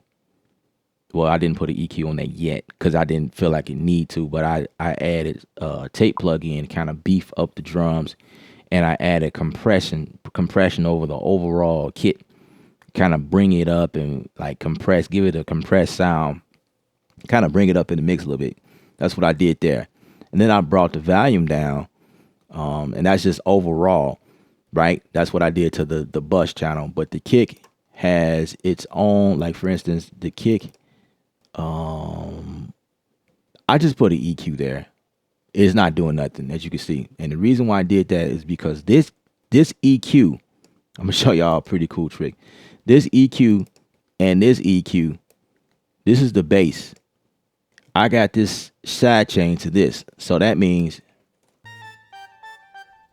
They're ready? let me go back to that Okay, track. you ready to go? Was it 6? You see that? I got the bass and the kick. I can see them both.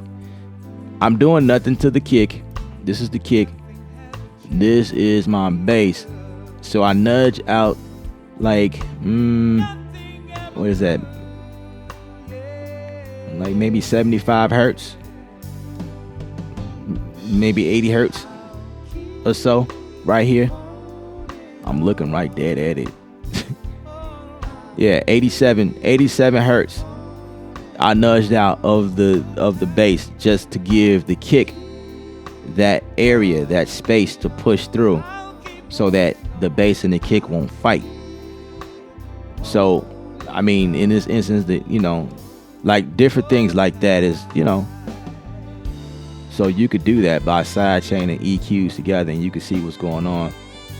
And so, but anyway, like this snare has its own, I put a 76 compressor on here, modeled after a classic 1176. And I also have a 76 on bass. Okay, here's a good instance. Right here, the overhead.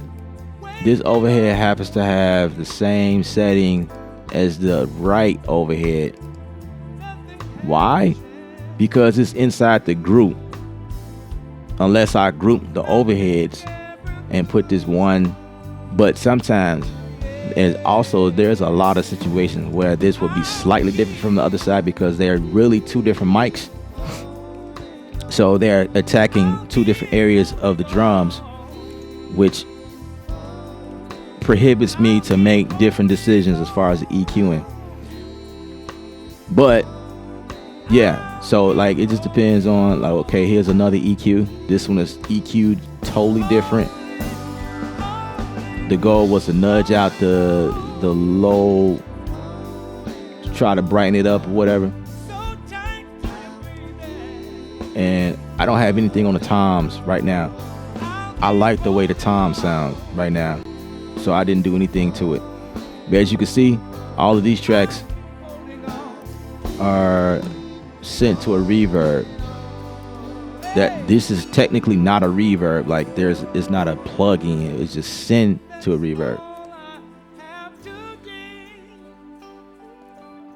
The MC is the drummer, like Phil Collins or Stokely mid condition. That's what's up.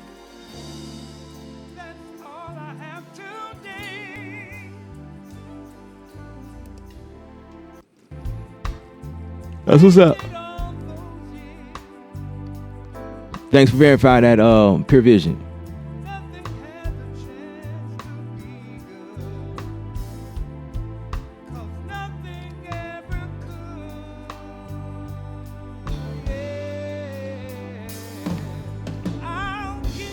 That's what's up, Sway's studio. All right, so now we got the strings in here. The strings are, we could bring that down just a tad bit. Yeah, just like that. And where's the strings? Here's my strings.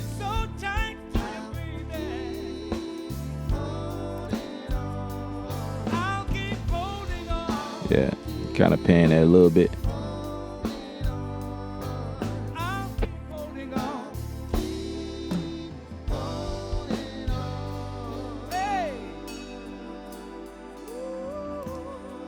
Now with the strings, I'm gonna add the little micro shift to that, to the bus, that is. Just to get a little, a little chorus movement.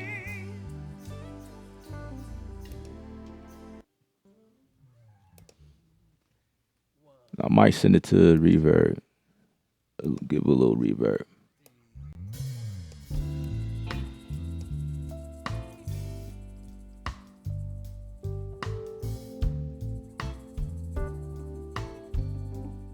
Yeah, no problem, Rob. No problem. No problem at all.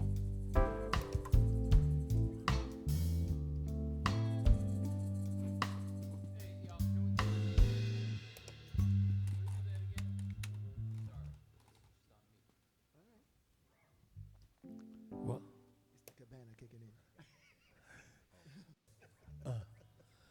1, 2, 3.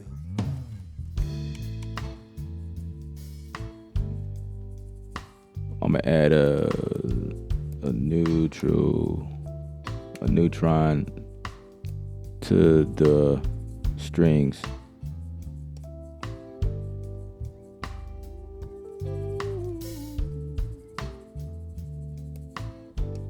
I'm gonna get back to the vocal in a second.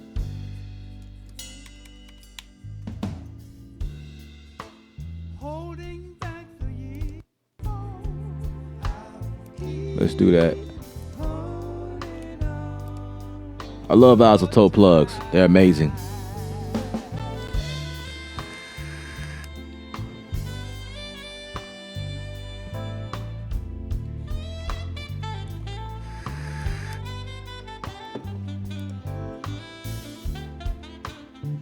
I love what it did. It brightened up the strings a little bit. That's the goal. Do you feel it? Do you feel it?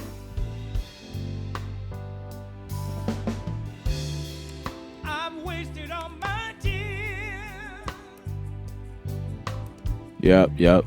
I like that. All right, so go back to the lead. I'm gonna add some reverb to him.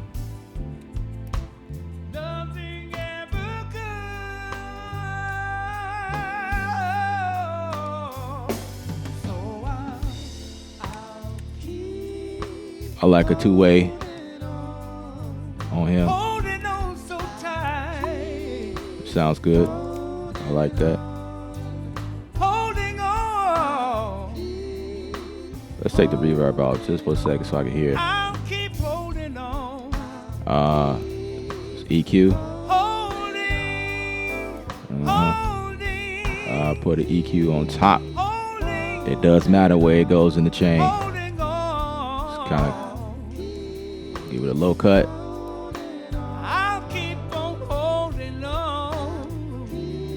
Yeah.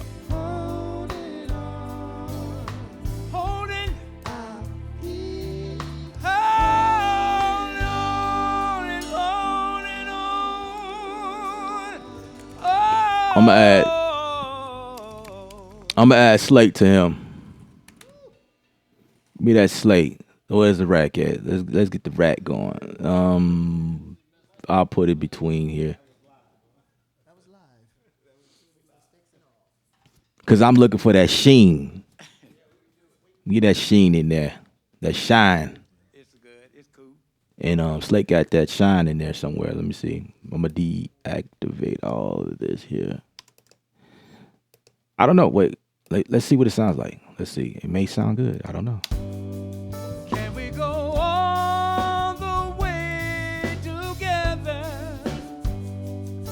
Oh, let it be so.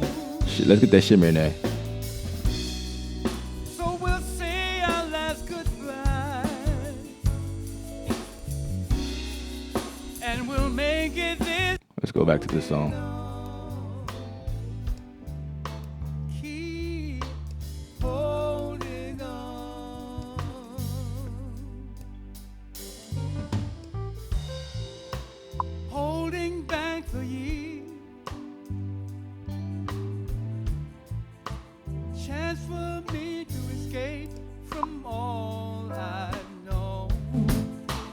Holding back the tears, 'cause nothing here is grown.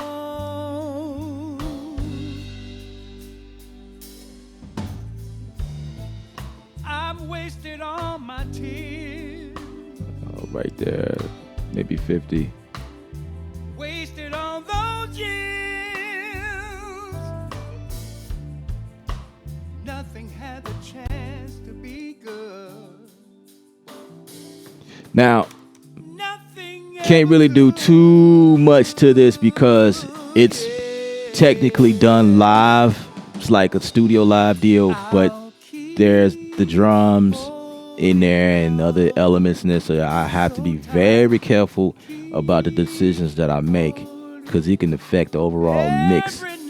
As you can hear, there's a lot coming into this one track, so I gotta make like, you know what I'm saying, add that reverb on it.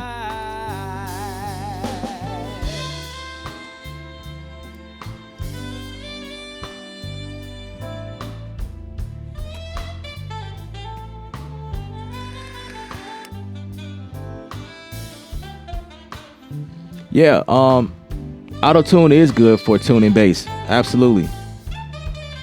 I use that sometimes. Do you feel it? Do you feel it?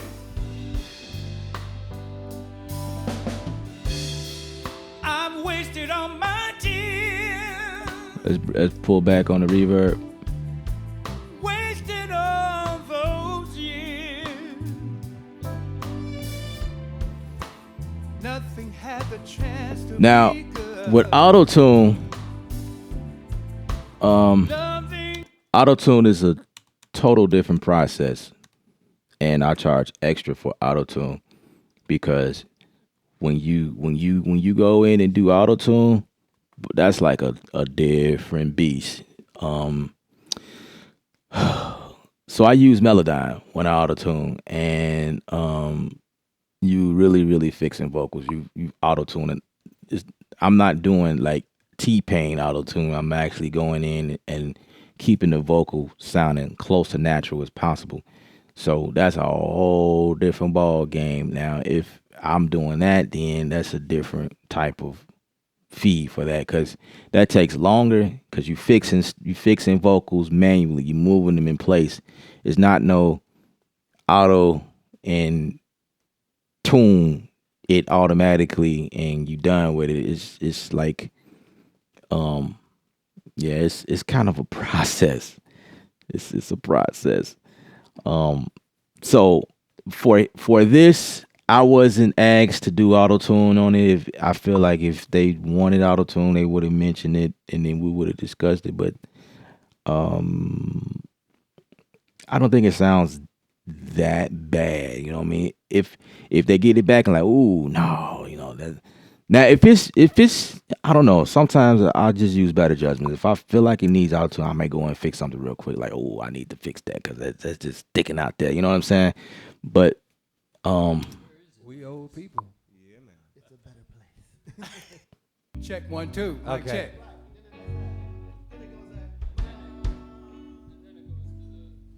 man, don't you know, hours of tuning takes time. Yeah. Now, if they want that auto tune effect, then I could definitely slap that on there. But you know, it's like one of those things where you still will have to go in and fix a note here and there, because depending on the notes that's selected in a certain scale, And we're gonna go to you may or may not have to like So what's retune up, you did a that good job note on that song anyway. because it went this way, because the singer is singing it way flat and then it's just taking way like somewhere that's not in the scale, you know what I'm saying? And then you got to go and like, oh, like, you know, and fix manually. But All right, well, let's do some Isley Brothers. You've never been there, so don't worry about I have yeah. been there. Chill with me, Mr. Lady, set my spirits free. See, I got to be careful. So I got that reverb.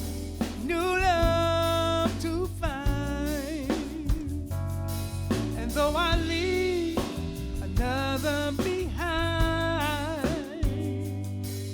I'll always come back to you. Yeah, I'll it does. always come back to you. It does need some auto tune. I'll always come back to you. I'll always come back to you. She's my lady. Now and Roger then. Zapp auto tune. Whoa, how can I know? Yeah, it does need a little tuning. I ain't gonna lie. There's nothing wrong with a little help, you know. I can't sing, so I will definitely need some heavy auto tune on my voice. Heavy auto tune, but Here we go. 1, 2, 3, 4.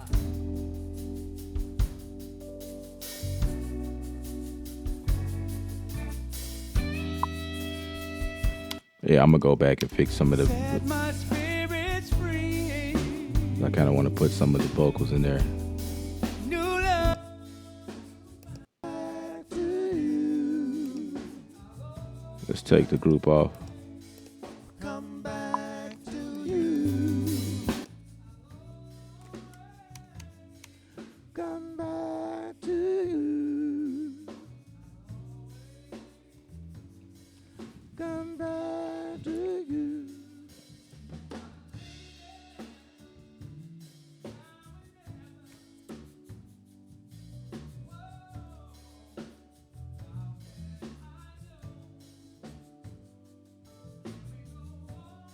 Oh, Rob, no, you good, man.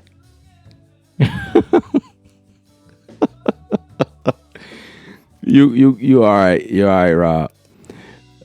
I want to let everybody know that like anytime anybody say anything, like, you make a comment or whatever, when I answer, like, I really hope I'm not like rubbing anybody the wrong way or saying something trying to make anybody feel small or anything like that. But these are the type of questions that a lot of people ask, and you guys are bold enough to even mention it. And there's a lot of people that are watching right now that have those same questions and scared to ask those questions, or may ask those questions later on. And sometimes people are scared to say something because they don't want to make it seem like they you know they don't know what's going on. They don't want to embarrass themselves or whatever. And I mean, it's totally cool. Like, that's not the goal here. Like, this channel is made to help you guys in any type of way. So I mean, you can be like a really dope producer, and like, you've been doing this for years, and there may be something that I may share that you didn't know, and you like blown away, and you may have questions about it, but you're not going to ask them questions because you have a lot of pride. You're not gonna let everybody know that this producer that's been mixing records for years. You ain't gonna let anybody know that you didn't know that part. I mean, it's totally cool. It is what it is. I mean, like I say, I don't be trying to put nobody out there, but I mean, it is a topic. It's a subject that people like bussing. Why, or what do you do in that situation? What is the purpose of bussing? When you're using plugins. That's a constant question I get all the time, which is why I made a couple of videos dedicated to bussing, to auxiliaries, and send. You know what I'm saying? I made a couple of videos on that. I made one in Studio One and one in Logic, just to cover both platforms. So I mean, it's a hot topic, definitely, and I felt like it was worth it. Like, speak on it. It's all good. It's all good. Exactly. Closed mouth don't get fed. Absolutely. It's all family. It's all love here. You know what I'm saying? It's all love. It's all love.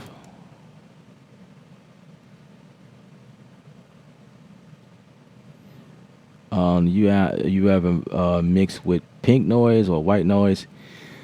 No, I don't do that per se. That's a method that I seen some producers, some mix engineers do. I personally don't use that method. There's a lot of people I know that don't use that method, but it's a pretty good method. It's just I don't do it. I don't do it. I have my own reasons why I don't do it. You know what I mean? I mix differently from a lot of people, as y'all can see. Yeah, I have a total different method. I know what I'm listening for. I definitely use inspiration. I use like reference tracks when I mix. I often ask the artist, what are we looking for? Like, what sound? Like, send me something that you like, a mix that you like, and I can try to articulate or like go for that same sound as far as like the tone quality, the sonic sound, type of thing, and just try to achieve some of the same attacks and stuff like that. Bring the track to a point where it sounds close to that song, where if you play that song and your song comes on next, it won't be a major difference as far as like the energy behind it. I try to do that. That's something I do. Yeah, I use track. I use inspiration. I use absolutely. Every mix engineer should do that.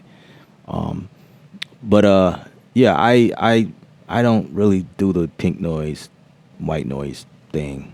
I probably need to do that, but I just don't do it. I never really got into it. Let's see.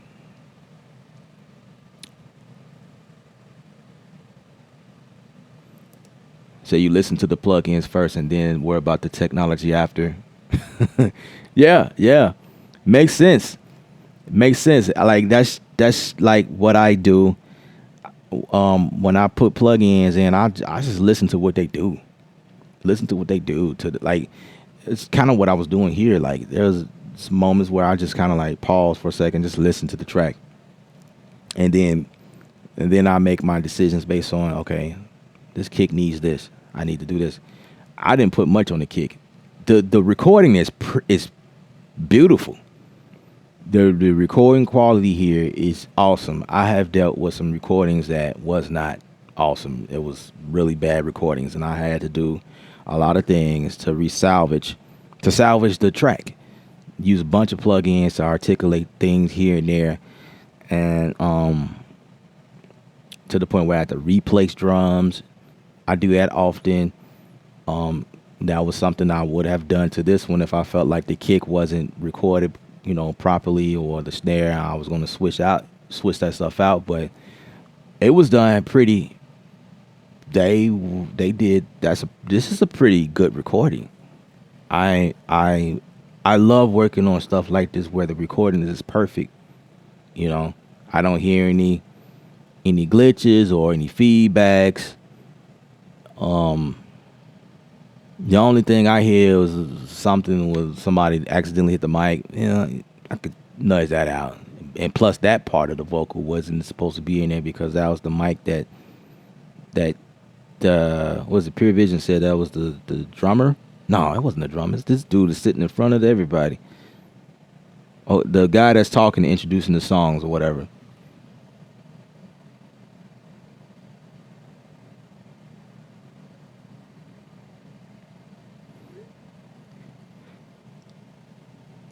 Yeah, so a lot of decisions being made in this track just based on listening, and then I'll grab a plug-in to enhance or cut something, but so far it sounds pretty good to me.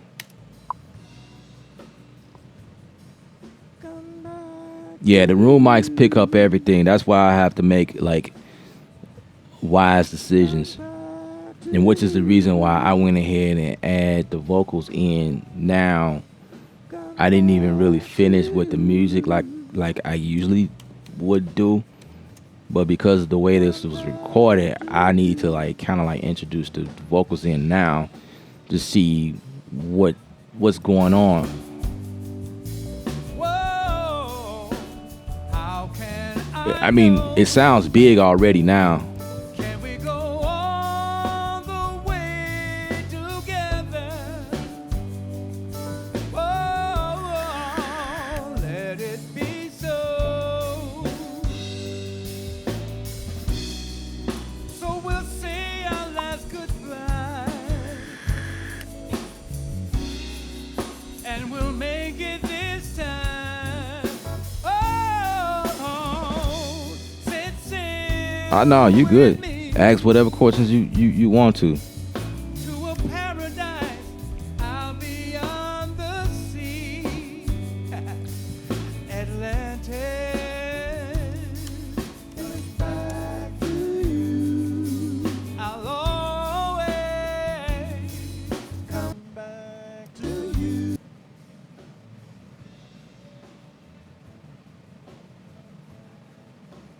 So this one is not doing. He's not singing. Come back to you. Yes, back to you.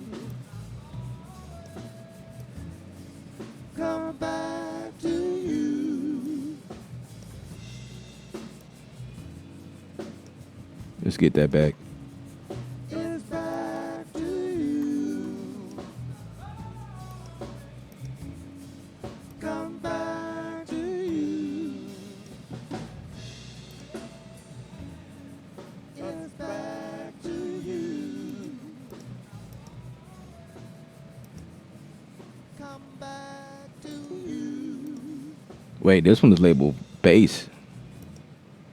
So he switched. Yes, back to you.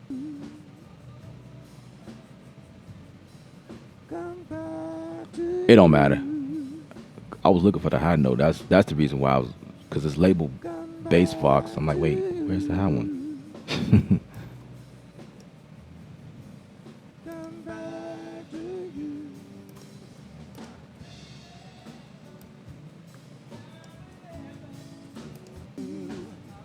So we just balancing out the vocals right quick.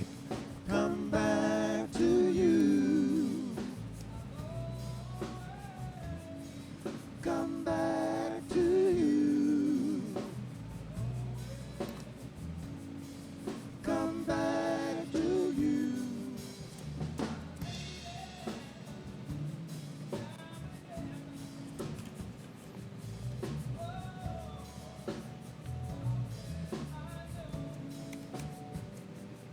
All right, so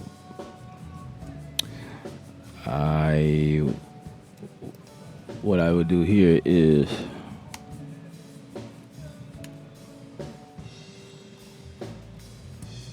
let's add a compressor.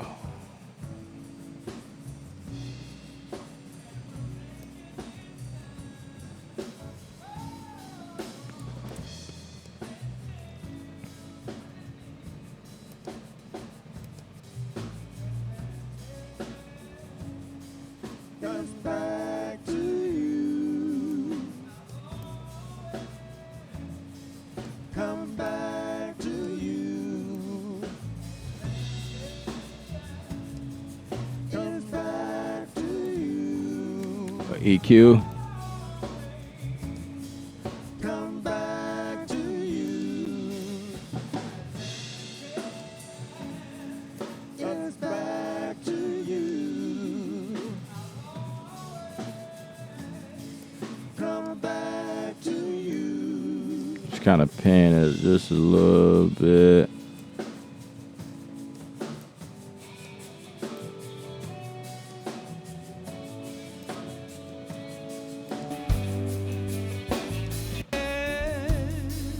Comes back to you.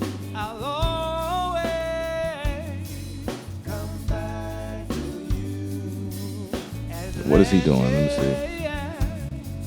Comes back to you. I'll always It's kind of low. Come back to you. Atlantis Comes back to you. I'll always Come back to you.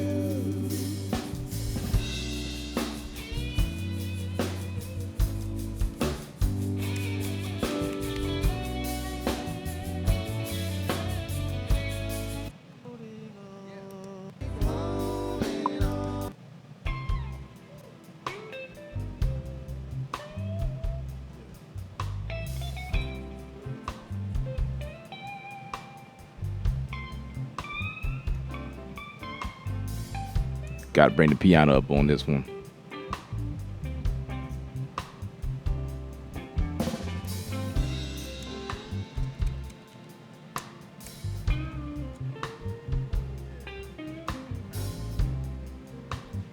So what I'm gonna do is just increase it from here.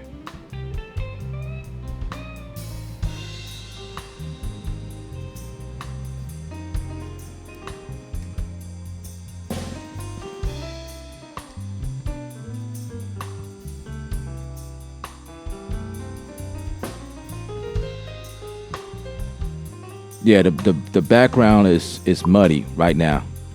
There's a lot of things I have to do to this mix. I'm just going like random.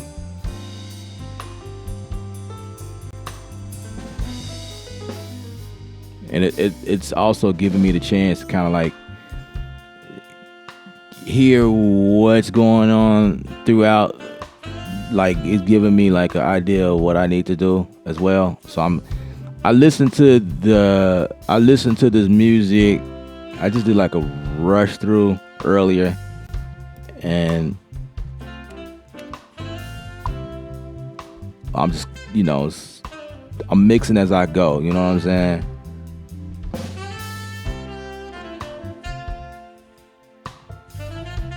because I'm also looking for any other instruments that is being introduced, and I'm bringing them up. Yeah, I told you I'm weird. Like I just.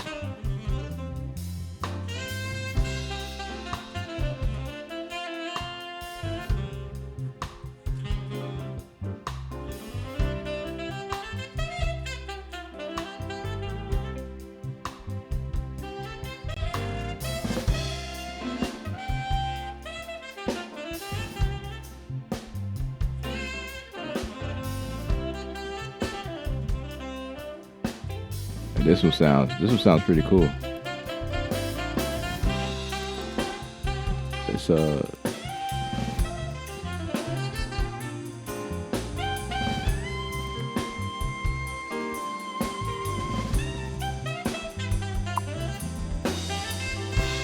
and also by me like jumping over the place, it's allowing me to check the balance, like the overall, because I'm listening to the drums as well. So it seemed like the drums keep the balance throughout the this whole recording.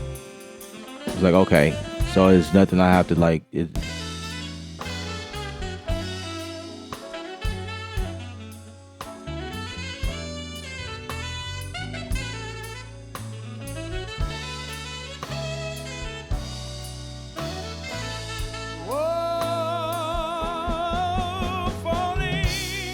Falling in love. Yeah, yes, with Jesus. Oh, I'm falling in love. I'm falling in love. Falling in love with Jesus. He won't let you down.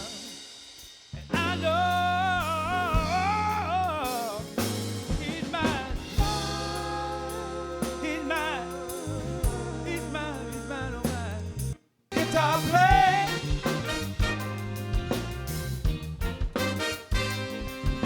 Play. Play. Should have started with this one Can I because you play got more out? horns in this one.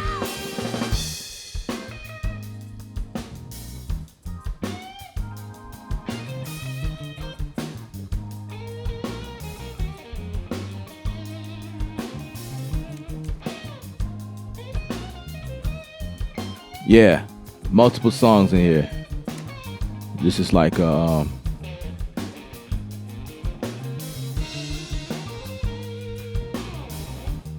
yeah, I'm good on the mix, Sway. I let my guitar play. This is why, like, okay, so yeah, absolutely. That's a good point though. Don't burn out your ears. That's a good point.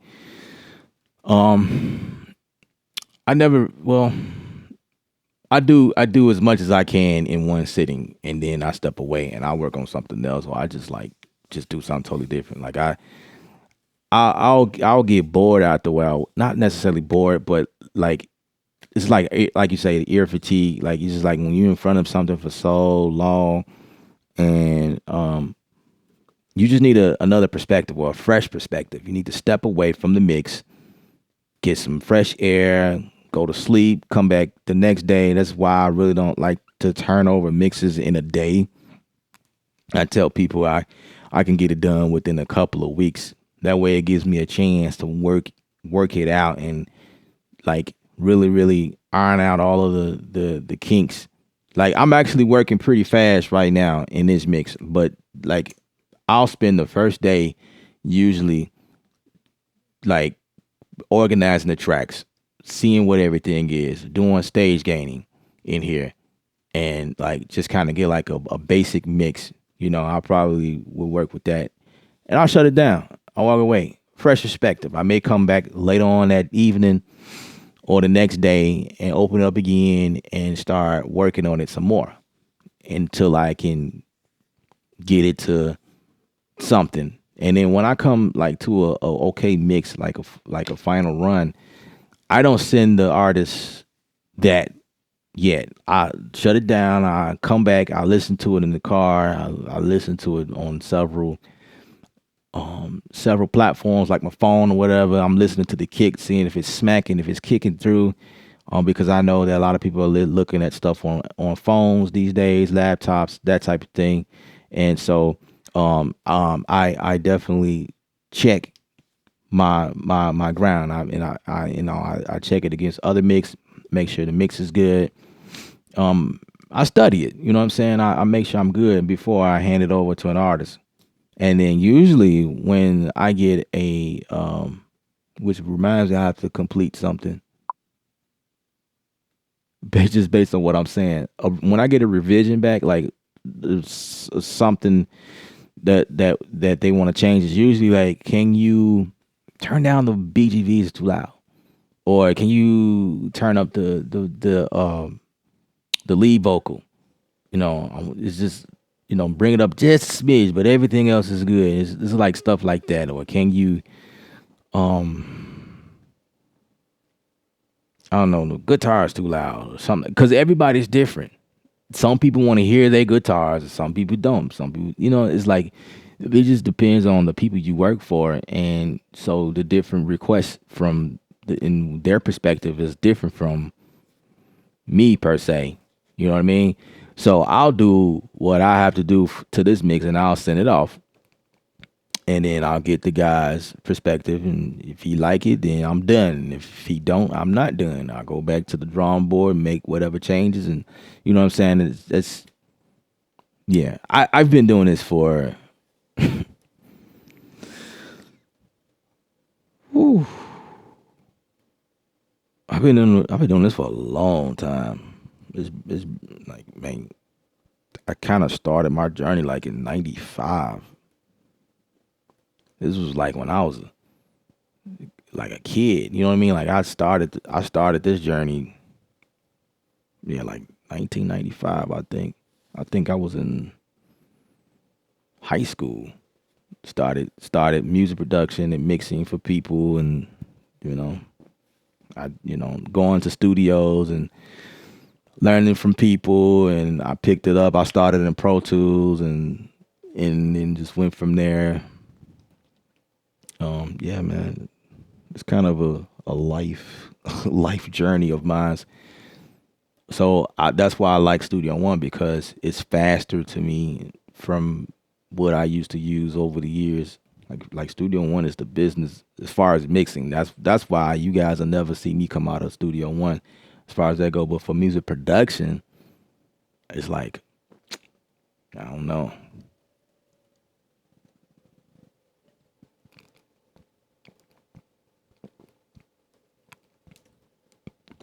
Yup, TV speakers. Absolutely. Yup, absolutely. Yup.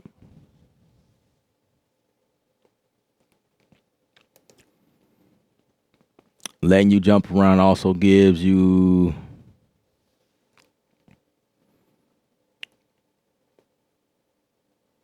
a ease of break from listening to the same. Yeah. I mean, that's the cool thing about this thing right here. These guys are doing, it's like like I said, it's about 10 songs in here, 10, 11 songs.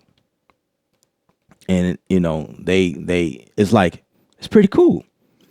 Cause I get to like jump around and I'm doing like two things at one time. I'm jumping around, checking out what they're doing, as well as making mixed decisions on the fly. And I like it better that way. Like, I just kind of move around. Like, some people are like, man, you just need to focus on one thing at a time. I don't want to do that. I don't want to get stuck in one spot, because if I get it locked in one spot, I'm going to move to the next song and it's going to sound terrible. And it's like, wait, what is going on? So it's like, it gives me the chance to kind of give an overall, like, okay, I'm making an overall decision for all, because mind you guys, this mix right here, there was a video shots done to this, several video shot angles. Like it was a run all the way through. So when I make these decisions, I'm of course being careful, not cutting anywhere. When I'm cutting anywhere, it's making decisions as to if I want to bring it up on the next track, put a plug-in on that and attack that like I'm going to do to that bass track for that one tune. What is it? By Stevie Wonder. I'm gonna take that bass out of there and make a decision. I'm gonna attack that separately because I can't leave it right there. It just sounds different from the regular bass. But basically, I'm making overall decisions. Like, okay, this what it's gonna sound like for the kick. So right now, when I'm listening to the kick, I'm like, oh, okay, the kick, the snare. He's playing. He's giving it attack as he like bring it up, you know, getting excited because the song calls for more energy, right? And then he goes down and play the slow songs softer.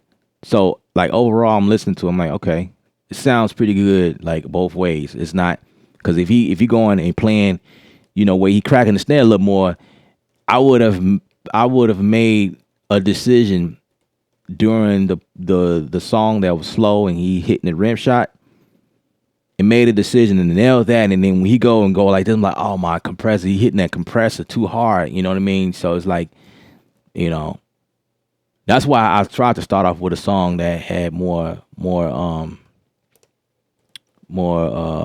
energy, so I can make a decision based on, and that's what I do on even in a song, one song, I usually go to the chorus, like the part that has the most energy. I usually start there and attack and make my mix points there. I usually start there. I never start from beginning. I start like, give me the chorus. I want to get like the BGVs on point right there because it kind of sets the tone, like the mixed tone of the entire track. And then when you go back and hit those low points, you may need to make a change here and there based on your settings or whatever, but it's not major. Because if I just focused on the one quiet area, then I'll be in trouble later on. So I even do this on the song. Like I'll go back and forth and like, what does the sound over here? You know what I mean? Like, okay, I need to move around. You know what I mean? But yeah, that's a great point. I appreciate you understanding that, Rob. And that's awesome that I can like connect with people like this. We work similar. That's great. That's always great.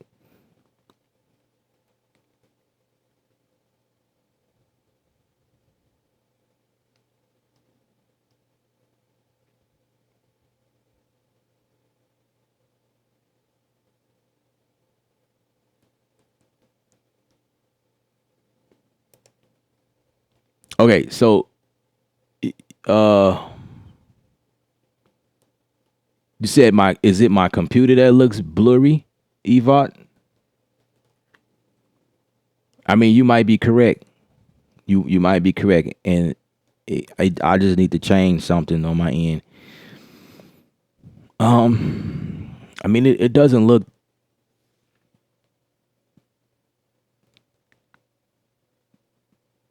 I mean, it kind of does look blurry. I just need to play around with the settings and see, like, why does it look like that? So, believe it or not, my screen is pushing out 5K resolution and it's being crunched down to 1080. So, that could be too much compression. Like, it's doing that right now through the switching, and then YouTube is also compressing. So, you could be seeing some crazy resolution, like blurry, and I apologize if it's blurry. I need to test it, try to bump up the resolution somehow.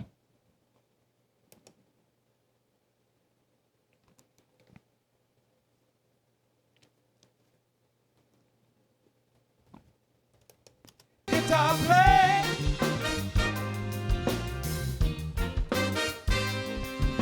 Play. Guitar play. See now the guitar.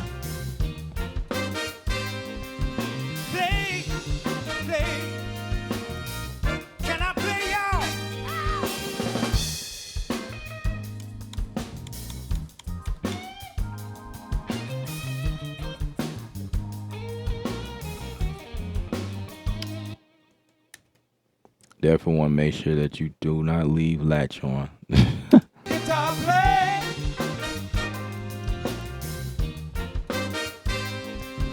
Play, play. Can I play y'all?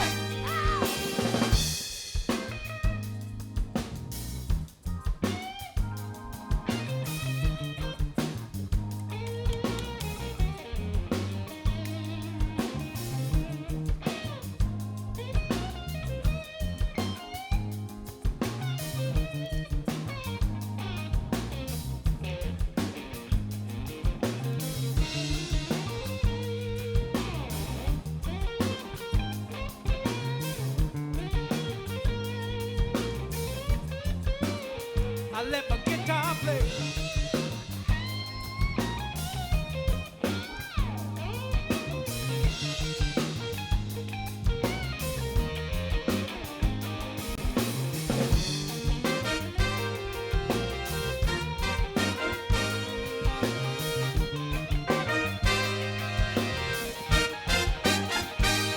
Guitar play. All right. Let us guitar play. Let us guitar play.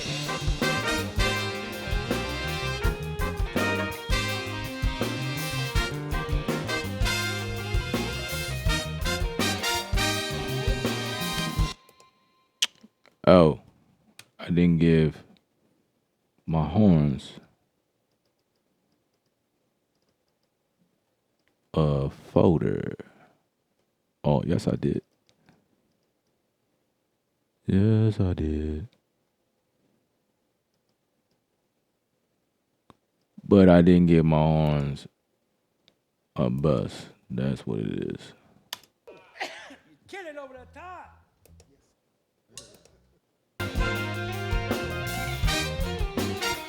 Let us guitar play.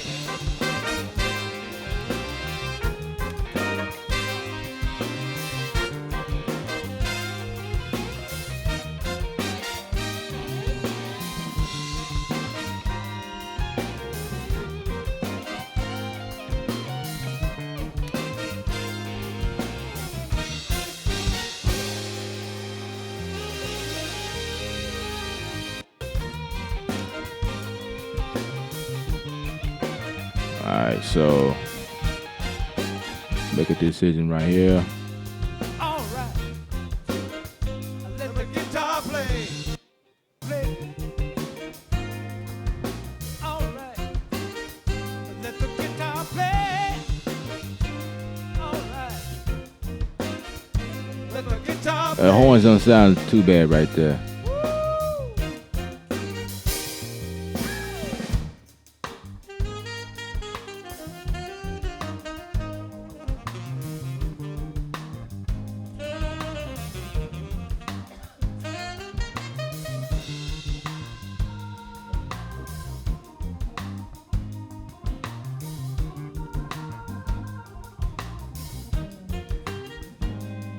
As the days turn into years, my bold dream. Never thought there could be a woman specially made for me. When I run out of words to say, I just sit back and let the guitar play. Hey, she said, all right.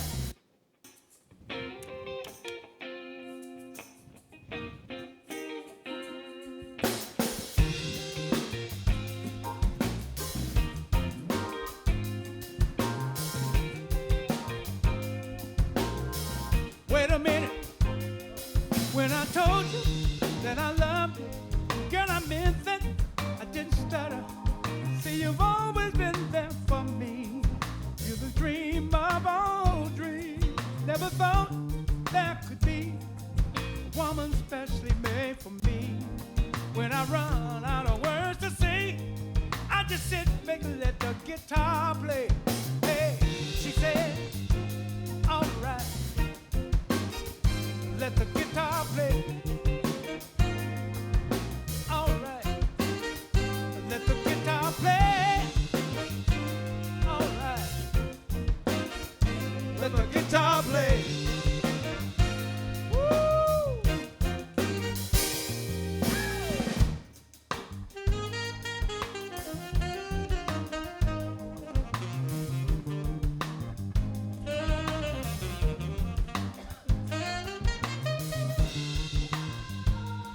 And see, there's an area in here where someone just coughed. Wait a minute. When I told you that I loved you, girl, I meant that. I didn't stutter. See, you've always been there. I just sit back and let the guitar play. Hey, she said, all right. Let the guitar play. All right. Let the guitar play. All right. Let the guitar play. Woo! This right here, I'm gonna turn him down because it's like he screamed. Right there, that's that call. So I'm gonna bring that down. Let the guitar play. Yeah. So right here is what I heard that call. Right there. Now that's gonna be hard. It's not.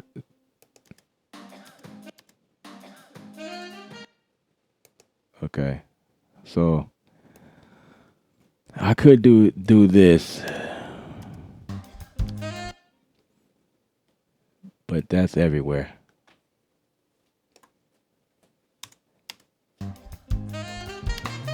And I actually don't want to cut it. So I'm not gonna do it. I'm gonna just do it like this.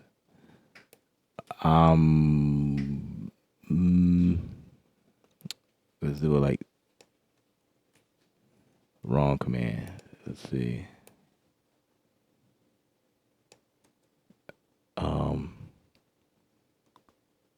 Let's just turn that on. That way, when I make a decision, I'm gonna make a decision to all of them.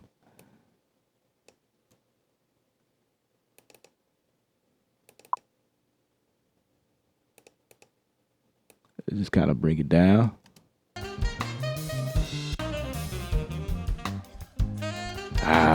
Don't want to do that either. I could zone in even further like that. That way it won't be. Seem like it happened like right there.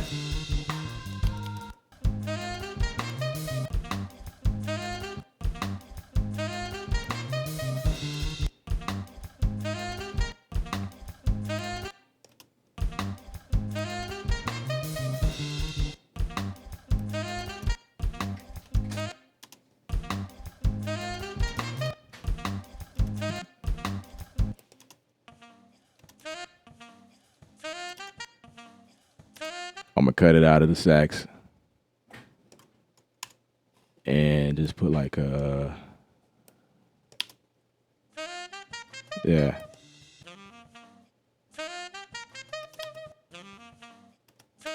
Let's bring that back some and do like this.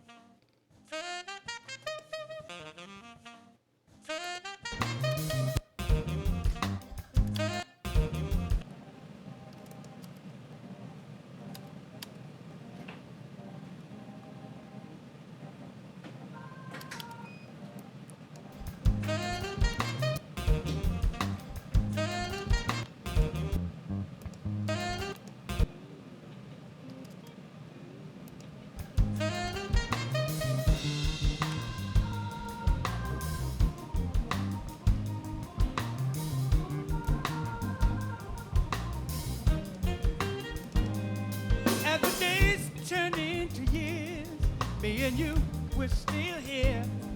See, I watched the flower grow. Girl, you bloomed into a beautiful rose. There's no. See, I watched.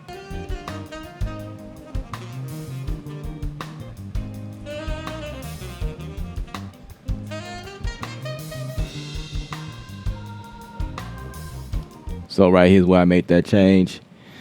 The cut right there, and let's see.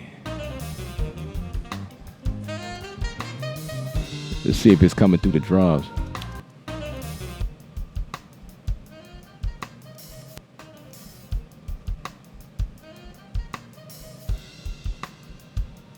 Nope, it's not coming through the drums.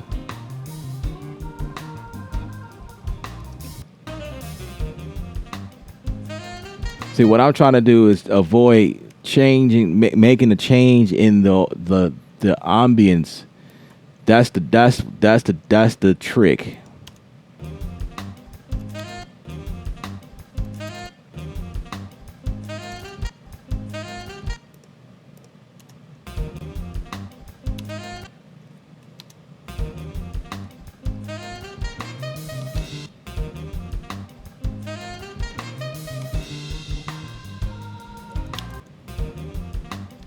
So I'm gonna bring this all the way back.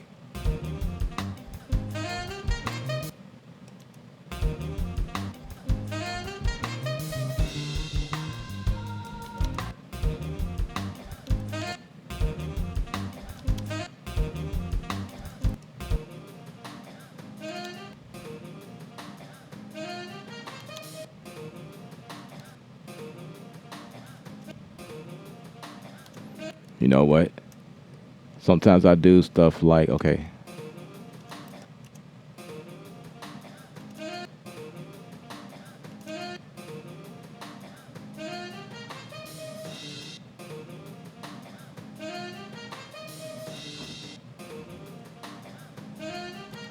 I don't want to use a plug-in to fix that because I don't want to mess with the entire thing like that because they're gonna.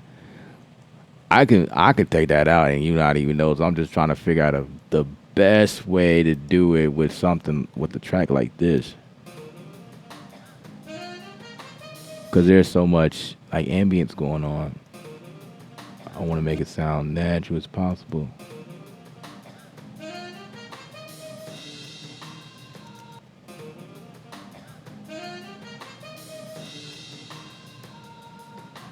Okay.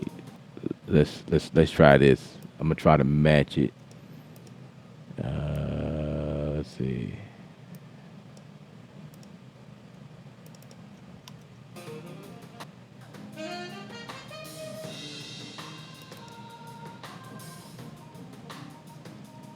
Wait.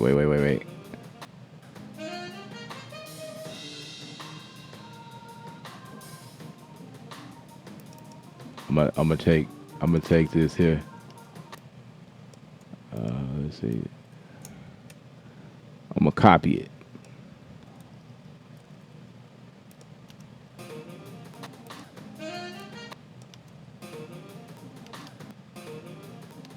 So move this back some.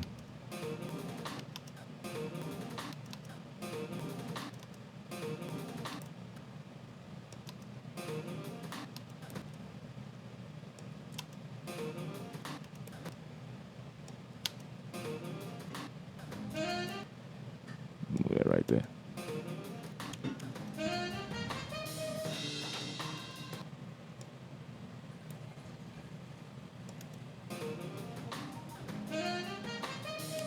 Take this and that.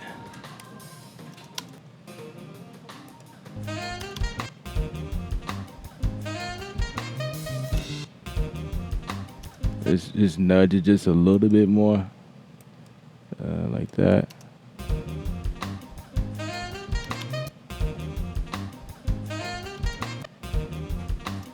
Nudge it a little bit more. Yep. That's it.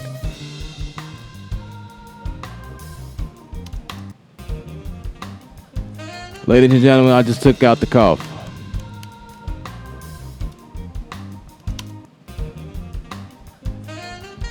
I mean, it's still in there, but you gotta really be like, wait a minute. You hear that cough?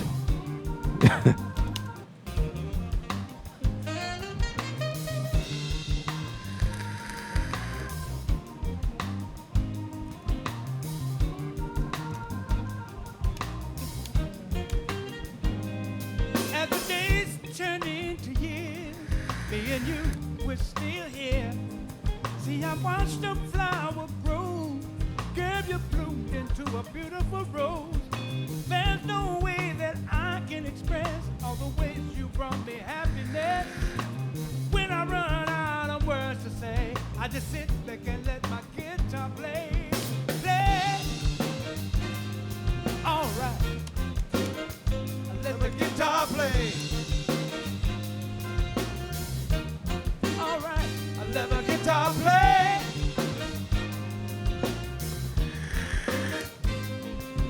Play, play. Can I play, y'all?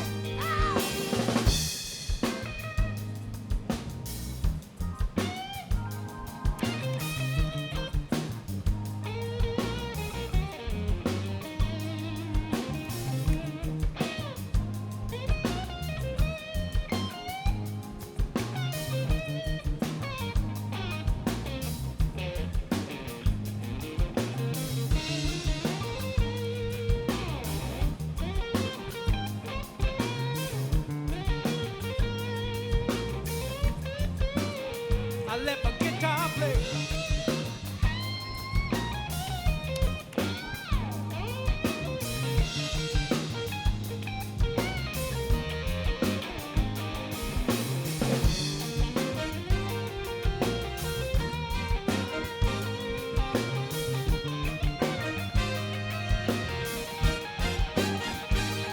Guitar play. All right. Let us guitar play. Let us guitar play.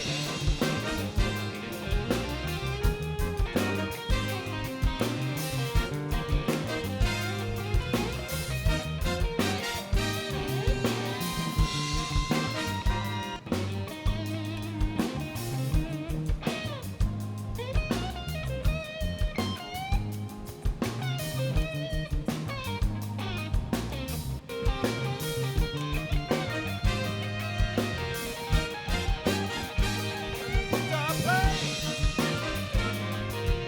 All right.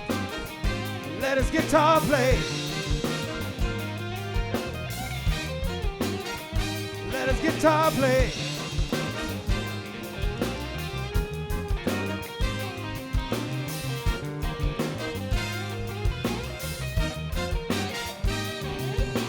Guitar play. All right. Let us guitar play. Let us guitar play. Yeah, that sounds good to me.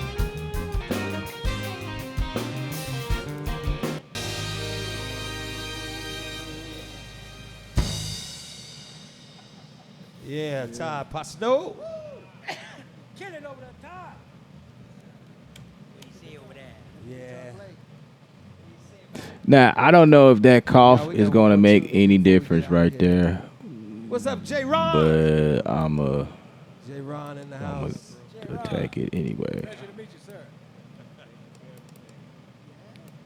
It's like a little cough right there. Anyway, before we leave you, Kill it over the top. oh, Kill it over the top. I don't know. That probably won't. I don't know.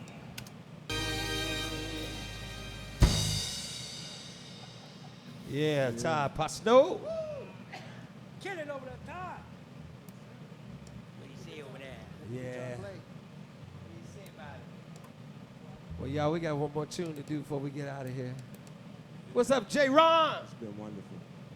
J. Ron in the house. J. Ron. I don't know. It may not make a difference. I don't know. Pasno.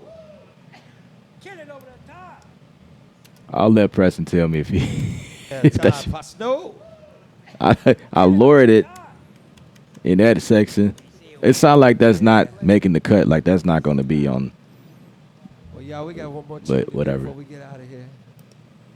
VINJAC.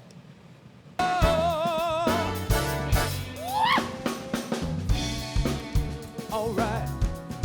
Hey. Yeah, yeah. Wait a minute. Yeah. Guitar. Stay right there, fellas. Listen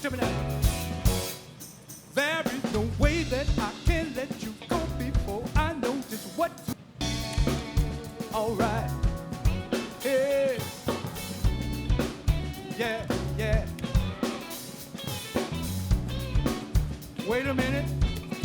Yeah. Stay right there, fellas. Listen to me now. There is no way that I can let you go before I know just what to do with you. You got to see just what you mean to me. You are my treasure, babe.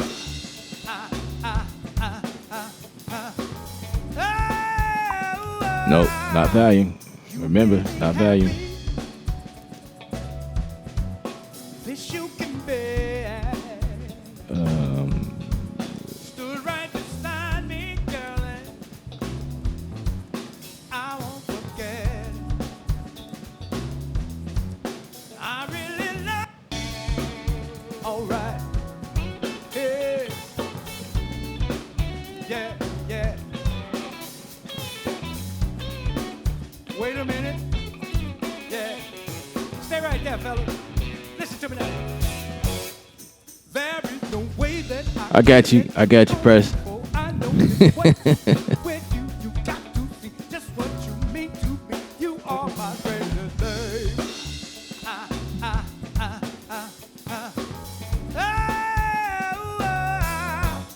You made me happy.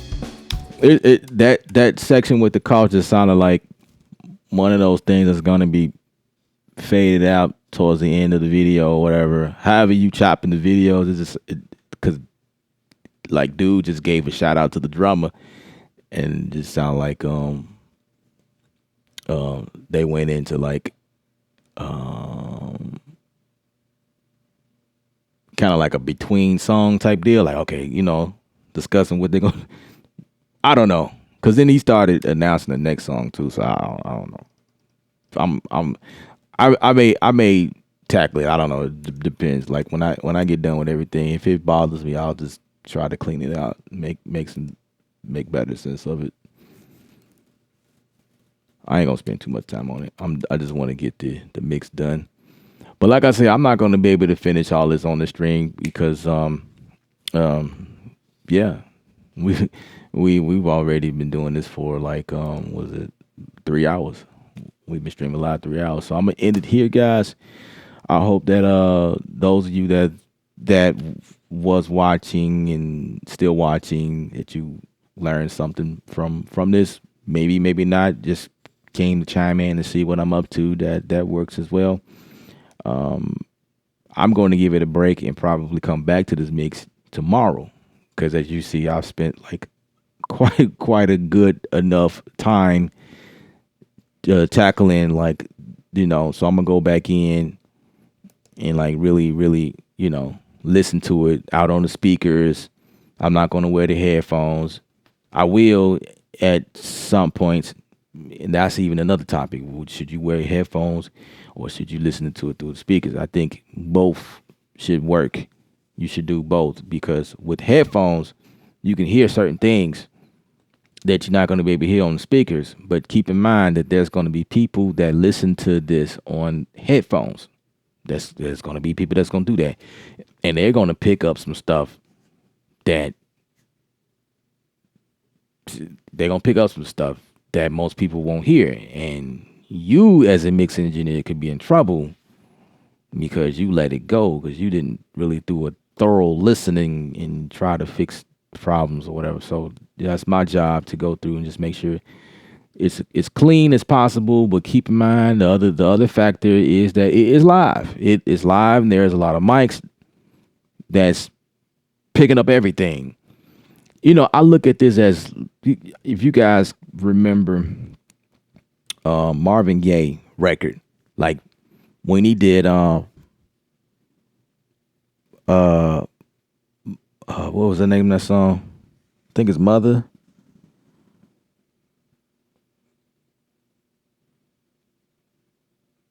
That's probably not the name of the song, but basically, let me explain it. So, in some of those tunes that he does, on the record, he has songs on there where he actually have like that background, like people in the background, like you know, hanging out, and he's got a posse in the background, and they egging him on as he's singing, like, yeah, they agreeing with what he's saying and blah blah blah, that type of thing. Like I kind of hear this record as that, like, the guys out there, they hanging out with each other, and this record is being created, and all of that outside ambient vibe from the crew, it's making the record, it's giving it more energy, if you will. That's kind of what I take away from it. So I'm not trying to go in and clean up. You know what I mean? I'm not trying to. I'm cleaning up things that are obvious, like that cough. That cough had to come out of the mix because that was obvious. It had to come out. But other than that, like, some of the guys, like, yeah, I don't know their name, but hey, Jimmy, go, yeah, you're doing it over there. Yeah, play them drums, play them keyboard, boy, And I'm not trying to clean it up. I think that's that's the vibe. It goes with that's kind of what I'm taking from it. Is they kind of help creating the experience. It's a live deal. Like, if you see the video, you will see, like, the guys hanging on. When the person does a solo, everybody turn to him and watch him, like, yeah, yeah, he doing his thing, that type of thing, and they're getting excited or whatever. So that's my approach. I don't know if I would do like a finish mix, like this is what it sound like after I actually mix it, perfectly, or I don't know what I'll do in the future. I may do that. I don't know. It depends. I may show y'all, like, what the video was, like how it all came about, and it being released, and show y'all where it exactly go. I would definitely come back to this video and update the links. So whenever it's being published or whatever, I'll put the final stuff in the description area. But for the time being, there are links right now in there as we speak with all of the just things that I like to use. Maybe it's not in there. Maybe I forgot to do that. I probably forgot to do that. But anyway, it will be there as soon as I end this video. It'll be there. I'll check, make sure.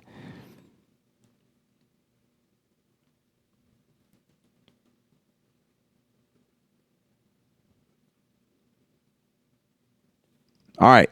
So with that being said, I appreciate you guys for hanging out. If you have not already subscribed, please do so and hit the bell icon, because it alerts you, lets you guys know that I'm live, or any videos I have when it published and hit the stream or the channel, you will be first to know what's going on.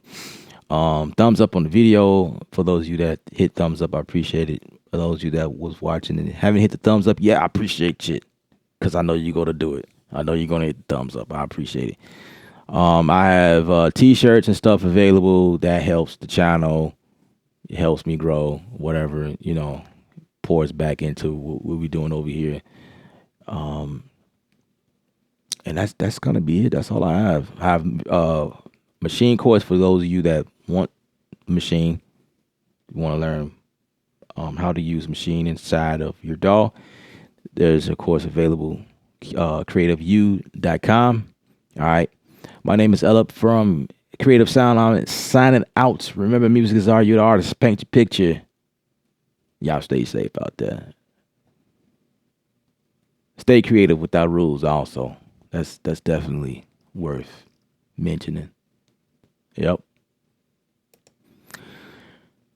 And I'm out.